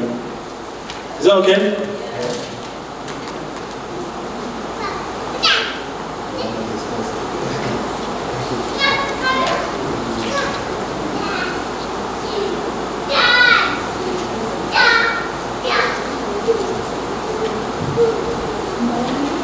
Number 4 is annoyingly descriptive. And I see students write that way. You got everything? Fantastic. That's good. Did you get everything now? It's alright. It's alright. It's okay. Yeah. So now, did you miss one? Oh. So did you say number 4 is critical? Yeah. Oh dear, that's the worst. Number 4 is annoyingly descriptive. It's so disjointed. There is no connection between those sentences. Yeah, but that's what students do. You see, which is the reason why I am showing you these things, so you avoid making such mistakes. All right? But I'm happy, you identify these things. Okay, that then brings us to the 6 rules necessary for good critical writing. Are we ready for that? Are we ready? Okay. So, rule number 1. What I'm about to show you guys, listen. What I'm about to show you are the things that you need to keep in mind when you start writing that coursework. When you start writing that review. These are the things that you, MUST, must keep in mind, okay? If you must achieve high grades. I just pray that one of you could be allocated to me as a project supervisor. How will that feel? Yay! I like the challenge, man. But you don't mind, right? Okay, so the first thing there is identify the focus of the assignment. What does that mean? Before I put up any further thing on the screen, what does it mean? I think it talks about no, so I'm going to say what it means. What it means is identify what exactly it is that the lecturer is looking for. If they tell you to write critically evaluate, it's a key word. That means it's something that they would expect to see by the end of the assignment. However you want to write what I've said now, write it in the way you understand it. If they use a word, the question is, why have they used this word? What is the meaning of this word that they have used? If they say limit it to 2 papers, then understand that it is limited to 2 papers. Don't go beyond that. Okay? So, in other words, why has the lecturer set the task? Why this particular wording? There might be keywords there that you want to identify. What am I expected to accomplish with this task? It could be that you are expected to provide a review. A review is different from a reflective writing. Reflective writing is different from a review.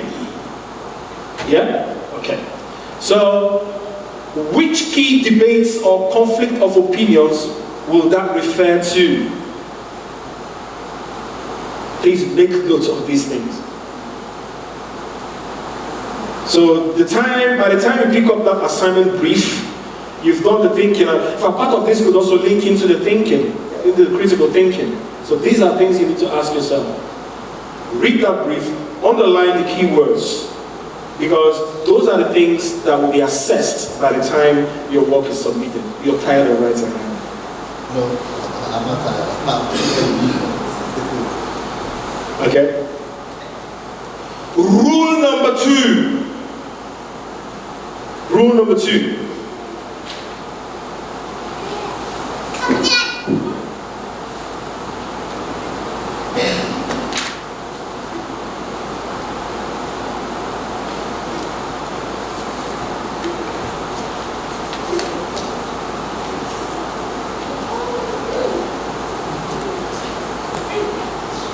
Rule number 2.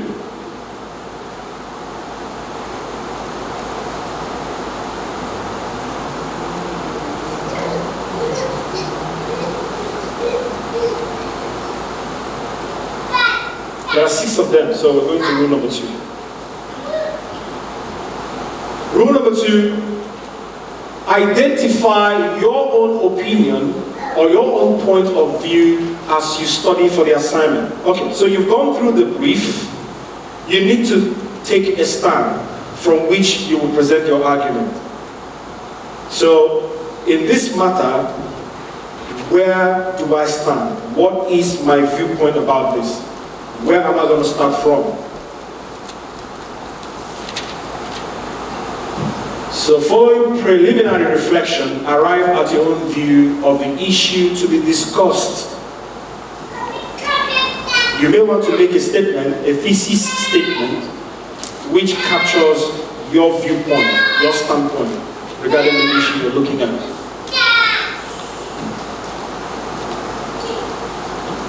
So imagine yourself as a lawyer in a law court. Well, to defend any case, you must have to take a stand.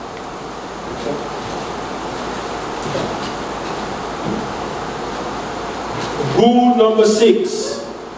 Sorry, number 3. How can I go from 2 to 6? My head is full now. You're tired? You're not writing again. Promised. No, she Anticipate. Hey? Yeah, but yeah. Anticipate so refer to that. Yeah. She's old student. Appreciate that. You finish your business.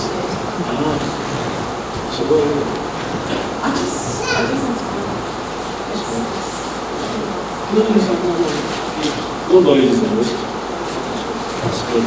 So you know this is finish this. Give it a try. Rule number 3. Are you done with 2?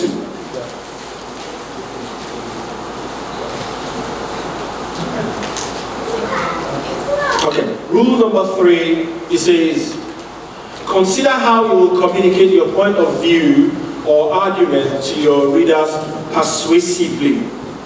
So, how are you going to structure your writing in such a way that you can win people's the acceptance of your audience?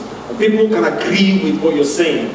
People can see things from your own perspective and actually agree with you. How can you think about how you can present that work in such a way that people will believe you and take you seriously? Okay? So how will I present my argument with maximum impact? That's basically what it is. Consider how you will communicate your opinion so that you get the maximum impact. So that once your lecturer, somebody like me, picks it up to read, I'm like, oh wow, this is great. Oh, fantastic, I agree with this, that's correct.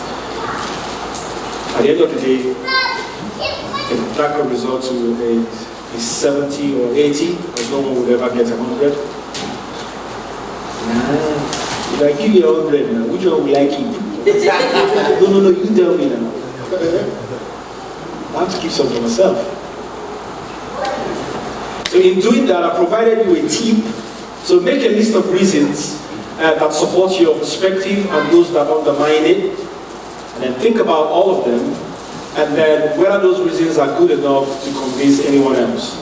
If they are not, then try and find reasons that will be good enough to make your ideas or your writing persuasive. Rule number 4. Now before I even go ahead, something just occurred to me now. Can I just warn, I know the doctor talked about it earlier, but can I just warn all of you seriously about plagiarism? Is a very serious issue. One of my students just faced the academic conduct officer, and he's going to have to redo his M99 EKM, that's a project. He's going to do it again. You don't want to be in that situation.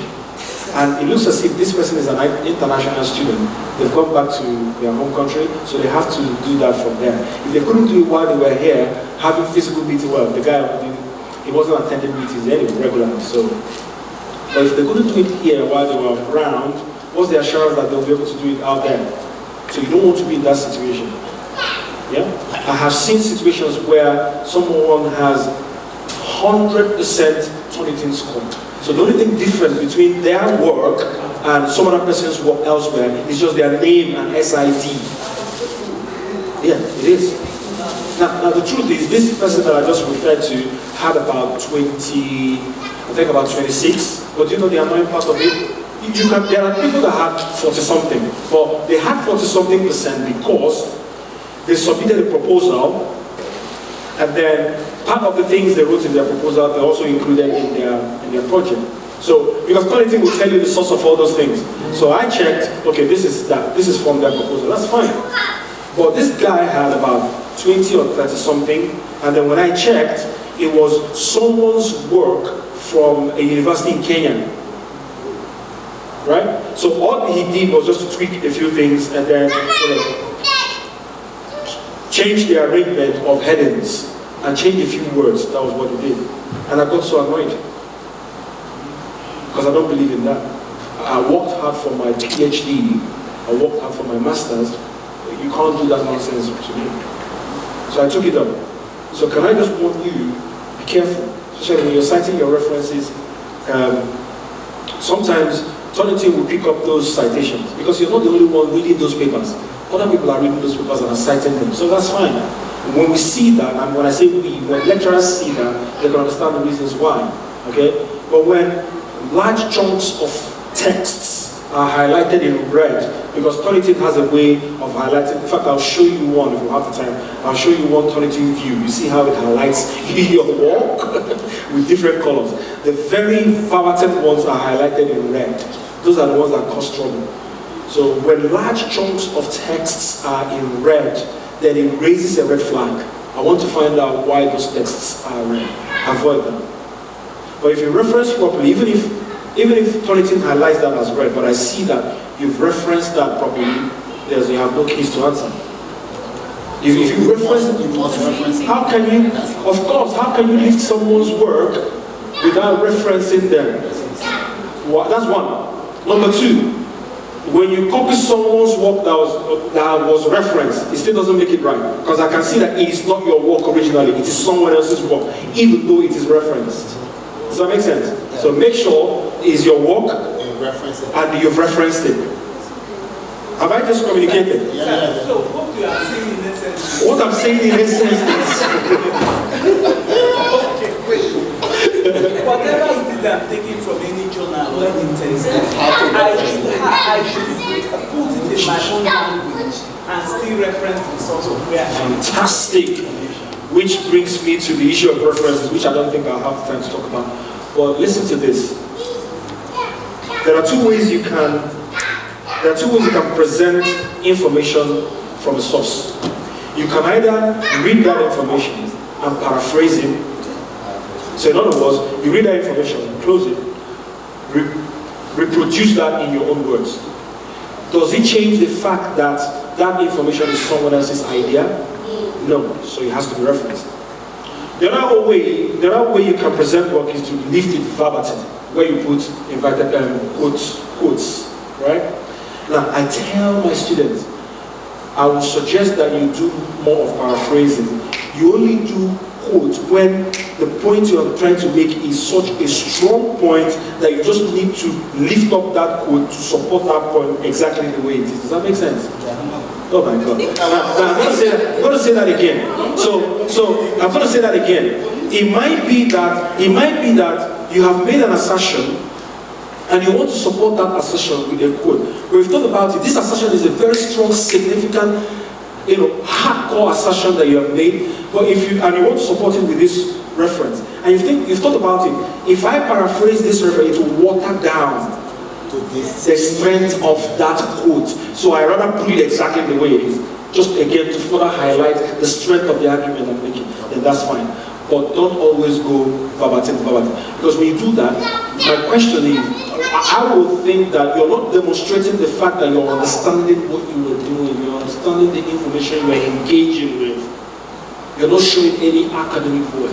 You're not showing that you understand, you can interpret that information. Does that make sense? Huh? You want to study? That's what you're here. That's great. Okay, so yeah, so just be careful with that. There's something else I was going to say, but I'll just keep it in mind. So be careful with that when it comes to referencing and all that. And then there are certain things about academic writing as well. I would suggest to you, don't ever start a paragraph. You know, a paragraph. Don't start a paragraph with a reference. So you are starting a fresh paragraph and you go, according to Smith, la la la. What you have done is, you've given authority of whatever you want to discuss in that paragraph to Smith.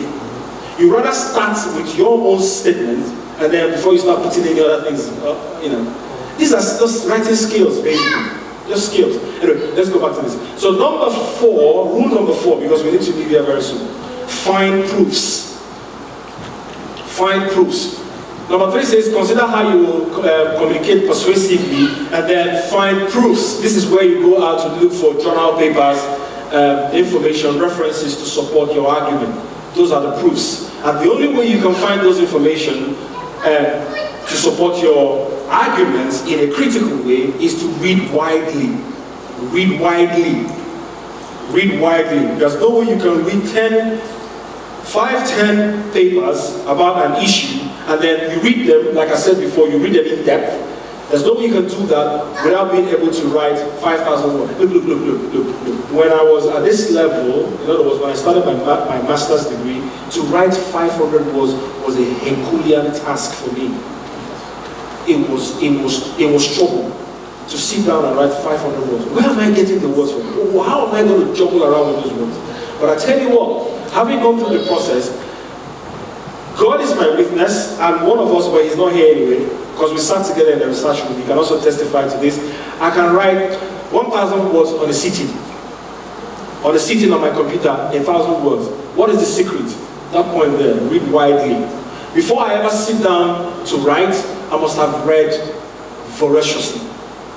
Because when you read widely, you have a lot of information to engage with, to use. So a secret to being able to write words is reading widely. Okay, so find proofs. You will need to substantiate your argument with references to relevant research, right? So research and read widely around the subject using reputable resources, not Wikipedia, not Google, no, what, sorry? Oxford Dictionary. Oxford Dictionary, okay. Huh? I didn't hear you. Reference material. Oxford. Oxford Dictionary. You can reference Oxford Dictionary, yes? Yes.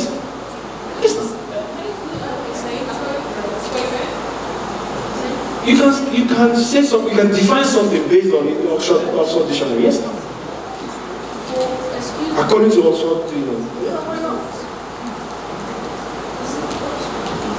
Okay, so it says, what do authors think about the subject? So you're engaging with other research about the subject. Are there different schools of thought about that subject? This is where the critiquing, this is where you are arming yourself with information that you can then use to critique. Right? And then, which then brings me to rule number...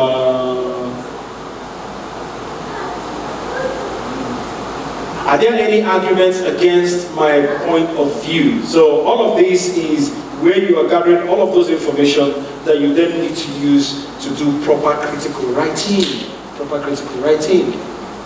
Which then brings me to rule number 5. Can I move on? Yes. Rule number 5. Oh, rule number 4, continue. It says, do not, well, I've emphasized on this. It says, do not take results of research at face value. Look for gaps in evidence. This is what I've been saying before. Every paper will have its weakness. So look for those gaps. Look for those gaps. And then rule number 5, engage in a debate. So this is where your critical writing comes in. You've acquired all of those information, different views, views for, views against, strengths, weaknesses, where it has worked, where it hasn't worked, and all of that. Then this is where you now start to create a debate. Critical writing, presenting different perspectives. Presenting different perspectives. Then finally, I've talked about academic voice as well, so I don't need to I don't need to repeat that. Avoid stringing together of quotes. Make sure that you are demonstrating your academic voice. Make sure you're demonstrating your academic voice. And then finally,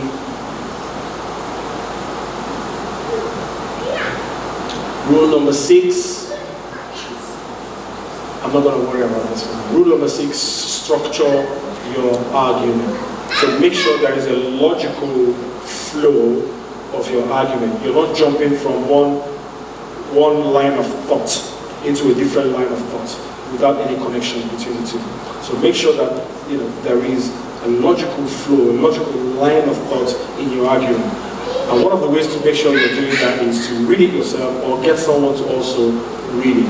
If they can read your work and understand exactly what your argument is, then you're good to go. Or if it's disjointed, like number 4 of that exercise I gave you, then that's where it becomes a problem. Such work, when I pick them and I read the first few paragraphs and it's all waffles, then you've actually put yourself at a disadvantage, because there's no way you can get a good mark, a good grade for that work. Any questions? I've loaded you with a lot of information today, haven't I? Bombarded you with info. But I just hope that you're going to apply all of that information. Okay, so I'm not going to worry about strategic use of paragraphs. Now, I showed you my picture 11 years ago when I came here. Well, I'll be happy to also share this one with you. So this is a journey of 10 years. That's where I got up to. Why am I bothering sharing this with you?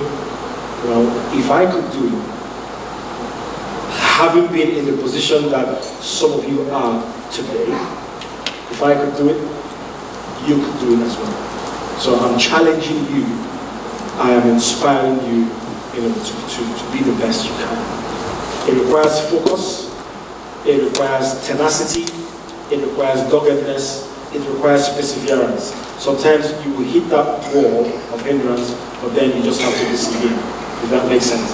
But over and above that, guys, over and above that, it takes the grace of God.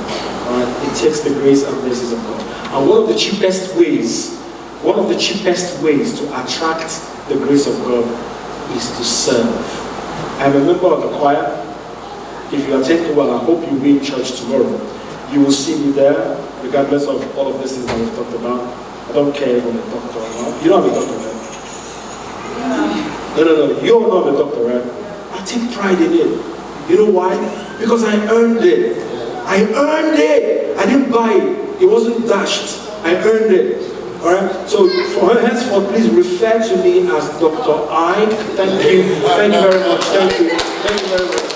Thank you. Well, at the end of the day, yes, thank you very much. At the end of the day, it still doesn't take away the place of God. Alright? I sat there as a chorister, and all of us here do serve as well. So I will encourage you to serve. Possibly serve here. Do you know why? We have a testimony here, and any of us here can bear witness to this. Distinction for us here is like the children's bread. We have testimonies right before this altar. I line up. There are testimonies here of people that have passed through this sort of event here and have come back here, planted here, and serving God here, that came up, finished their programs with distinctions. Not that they didn't have any challenges, they did have challenges, but at the end of the day, they came out at the end of the tunnel with distinctions. It is the grace. It is not by power, it is not by might, it is not of him that willeth, it is not of him that runneth. It is that it's of God that showed mercy. So I charge you, there are going to be a lot of distractions out there, believe you me. There will be lots and lots of distractions out there, but you need to be focused. Nothing good comes easy. You need to be focused. But to make it easy for you takes the grace of God. To attract the grace of God, service. The only reason why God released the children of Israel from Egypt was what? That they may serve him. Go and check your scriptures. Pharaoh, let my people go, that they may do what? They may serve me. So I release unto you that nugget, above every other nugget that I've shared with you today, service. Alright? Make sure your relationship with God is intact. Make sure that you're serving the interest of His kingdom. Make sure you attend church. Make sure you're serving actively in church. And I will encourage you to come to this church, and then distinction will be your portion in Jesus' name. If you have any questions, please feel free and ask me. The other advantage we also have is I worship here. So if you have any issues, you can always find me after service. Yeah. If we have time, if we have the opportunity, if we have the opportunity like this again, I could take you through project, because that's what I do. I could take you through your master's dissertation, the expectations, and all of that stuff. But you can always find me here if you need any help. Thank you. Please, if we are really appreciative, can you show that by giving him very, very big round of applause. Thank you very much, sir. We are very grateful, we are very grateful, we are very grateful, we are very grateful. He has said it all, there is nothing more to add. There is nothing more to add. How many of us have been blessed? How many of us have been imparted? How many of us are Praise God, praise God. Thank you very much for attending this. Thank you very much for coming. But just while we share the feedback form, just tell us, just be as honest and as open as you can. It's anonymous, no names, no numbers, nothing. Just tell us what you think about this event for continuous improvement, so that for next time we shall serve you better, so to say. Now, but just to charge you guys as well, I mean, he has probably done it as well. When he said everybody or everything that we know, you need to put God first. You need to put God first. You need to put God first. I cannot emphasize it enough. While you're writing, you can as well be listening. I cannot emphasize it enough. The race, obviously, is not for he that runneth quickly or fastest. It is just simply by the mercy of God. Everything that you have learnt here, do we agree that it is possible? You take everything that you have learnt here, and as soon as you walk out of that door, you forget everything. Do we agree that everything that we have written here today, somewhere along the line, we may never go back to them, we may never refer back to them? It is very, very possible. Because while you are trying to get knowledge, something out there is also trying to extract that knowledge from you, trying to make sure that you don't utilize that knowledge. So that is where the favor of God comes in. We cannot overemphasize it enough. And please don't blame us for saying this, because every single person that you see here, we are all products of this in one way or another. We are all products of this. If I start to tell you what God has done for me, just by simply being faithful, you will be amazed. Many of us here, I was a student once as well. We came in here, fresh-faced, I remember 22nd of September was the date I came here, and I always use that to mark an anniversary, or look at years that have gone past now, and I have learned so much, and God has been so faithful to me, just simply by service, which is what we have just been told. So I will implore you as much as possible, if you don't have a Bible-believing church that you're attending, then please and please, tomorrow is an opportunity for you to worship with us here tomorrow on Sunday. You know when they say taste, come and see, taste and see that the Lord is good here. Taste and see that the Lord is good. All this story I'm saying, let me just push out to one side. You remember there's a passage in scripture that says, whether he be a sinner or not, whether he be a sinner or not, I know not. But one thing I know is that whereas I was blind, or once I was blind, now I can see. So all I will implore you guys is just come, taste and see that the Lord is good. But just to reinforce this, I want one or two of us to come and share personal experiences, because most times testimonies are a sign of the heritage that we have in God. Most times people don't believe because they don't see. They might say, oh, okay, or you might be thinking, I'm just standing there, I'm probably just talking. You want to see tangible proofs. Let me now show you tangible proofs of students or ex-students who have been like you guys before, and let them share from their experience. 1 or 2 minutes. Come and share your testimony of what God has done. Just a very brief history of your background and what God has done for you. Just a minute or two, just really quickly. Hello. Hi. Hello? You guys are very, very fortunate to be here. Very fortunate. I came here like you also. I came to do my program in January 2018 at Coventry University, a master's program. And it was a 1 year program actually. So it wasn't easy. I went through these challenges, whether not understanding the lecturer's accent and many more. But this academic workshop also helped me. It was held last year. And to God be the glory, I graduated with a master's in distinction. Now, I was the only one in my batch that had that distinction because of this program. Not only that, I serve in the choir. I'm a pianist, I play the instrument, I serve God also. You too can become a part of that. Join us, serve God, put in the hard work, and it's going to be perfect. Then, secondly, I came as an international student, so I was meant to go back. But because of my service to God, and because God saw my heart, He made me to remain. I went to the Home Office, I was granted my visa. So I'm here very legal. You too, international students, you can also become that. Just put in your best, serve God. And now, when I completed my studies, I just graduated in April this year. I'm now a lecturer in the university. So, this is something you too can go through. It starts from here. Your journey has just begun. So what are you going to do about it? Thank you. Round of applause for Brasarity. Round of applause for Brasarity. So you can see what service does. I'm just trying to inspire you. Forget about English, forget about grammar. I'm just trying to give practical facts of what God has done in our midst. Now, just before we round up, that is from the Coventry side. I know we have some University of Warwick students as well. Let us now call somebody from the University of Warwick so that he can come and share from his own experience, his own testimony as well, so that you guys can see that this is not just, that we have proofs, we have raw proofs. Joseph, please. Just very briefly, the amazing things God has done for you as well. Amen. Amen. Praise God. Yeah. I will start by citing, that's my own reference anyway for this talk. Daniel 11:22b. For they that do know their God shall be strong and do what? Do exploit. And do exploit. You know, I joined this church last year, September, before I came into this country. And I came as a Commonwealth scholar. And what that implies is, immediately you finish your studies, what next? Oh. Back home. But then I joined this church and I was convinced in my spirit that this is where God wants me to be.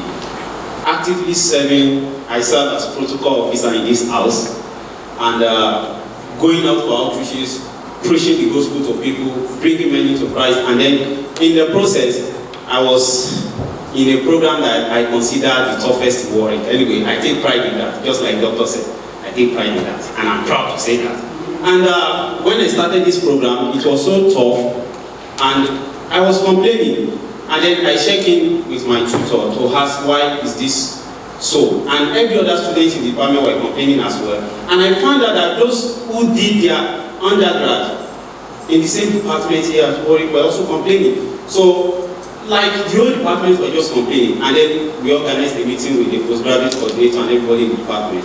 And to my amazement, I was expecting them to comfort us, encourage us, and then put us on the right track. And you know what this guy said? He said to us, 90% of you guys are scholars from different countries, sponsored by different funding bodies. So we designed this program to be tough so that every one of you will not have distinctions. Because if we don't make it tough, we know you are scholars, you will just ace our course and it doesn't make anything to us. So we designed it to be tough. You have to fight to get the distinction. It becomes another challenge. And just in summary, to God be the glory. They were tough. You know, just like the testimony, once I was blind, but now I can see. Even though it was tough, but then I appreciate God. I not only made a distinction, I set the target for myself. I want 80%, and I have exactly 80% on the supposed top master program. And to God be the glory. Commonwealth scholar now, by now I ought to be at home. Is that not so? That's so. But then to God be the glory. I also got a PhD scholarship at Warwick, funded by the university, and here I am today. So you can do the same thing. You can do better. The truth is, Those that do know their God shall be strong and do exploit. Serve God, have faith in God, trust in Him, and actively bring people into His kingdom. And I see you coming out with flying colors. Thank you. Big round of applause. Thank you very much, Brother. So you have seen it. You have seen the tangible proofs. So the summary of everything that we are saying. My PhD was sponsored by those of you in Coventry University. It was sponsored by the university as well. There you go. So that's another testimony as well. So that's 3 testimonies. How many testimonies now? 3, and there are more. And there are more, but because of time, we will leave it at that. We will leave it at that. The summary of everything that we have been saying is just serve God, and God will crown your efforts with success. Amen. Amen. So we're going to be inviting you guys tomorrow as well. Tomorrow we are having a special service. It's Covenant Day of Favor. Covenant Day of Favor, whereby God shall favor us in every single thing that we're doing. And I know, I can guess that the majority of us here, what is priority in our minds now is favor in our academics. I can guess. I know some of us here are 2 days old, some are 2 weeks old, and all that. Favor in our academics is what we want. So tomorrow is our Covenant Day of Favor. We are inviting you guys to come share in God's glory. Just come and see that the Lord is good. Come and see that the Lord is good. How many of us would like to come for tomorrow's service? How many of us? Just 3. So what's that? 1, 2, 3. Is that 4? 5? 1, 2. 1, 2. That's right. 1, 2, 3, 4. Just 4 people. Just 4 people. Okay. What we'll do is, I don't know if you what you can do is you can take note of their names, so that we can contact you guys if you guys want us to pick up as well tomorrow. Just make it easier for you, just make life easy for you. If there's anybody else who wants to join us as well, please and please just indicate. So it is, it is 1, 2, 3. Okay, and they can mark it as like they want to be. Okay, yeah. So that people are going around, you can indicate there that you want to attend tomorrow's service, so we can be in touch and we can pick you up for tomorrow's service as well. So thank you very much once again. This is the part 2 of 3 in our long series of events designed for new students. The first one we had was last week, which was our students' welcome banquet. It was wonderful. It was absolutely amazing. Today is our academic workshop, and then I know someone was asking me, this young man who was here before he left, he was asking me about, having said all this, if you want to get a job, what do I need to do? How do I need to draft my CV and all that, So it sounds like we're all thinking along the same lines. We are organizing a career workshop on the 10th of November, if I'm correct. Yes, 10th of November is on a Sunday by 12:30. So that is where we are going to, what we focused on today was simply just academics. What you need to do, your coursework and all that. So on the 10th of November, we're having a career workshop whereby if you want to get tips on the rules of application to jobs, most likely it will be professional jobs, it will be part-time jobs. There are certain tricks that you need to know. There are certain norms that you need to follow. For me, it took me a bit of time for me to understand, the tricks behind, making proper applications to jobs. A situation whereby, companies will want you to answer certain questions. Because I remember the first time I saw questions like that, especially when you're applying for graduate jobs, companies will give you, they call them competency-based questions. And sometimes you begin to wonder, they tell you to explain a time when in 250 words, or sometimes 150 words. Sometimes you begin to wonder, how the hell do I start? Where do I start from? We're going to be telling you, giving you ideas as well on how to draft your CV, how to put your CV together. We are trying to get lecturers as well, not necessarily lecturers, university staff from the career service, from University of Coventry and even University of Warwick as well. So if we can get them here, we will. Last year we had a lady from the career service, University of Warwick, and it was amazing. It was really good. So please and please, we'll be in touch with you guys again just to remind you a few days before that that you guys can come for that career workshop.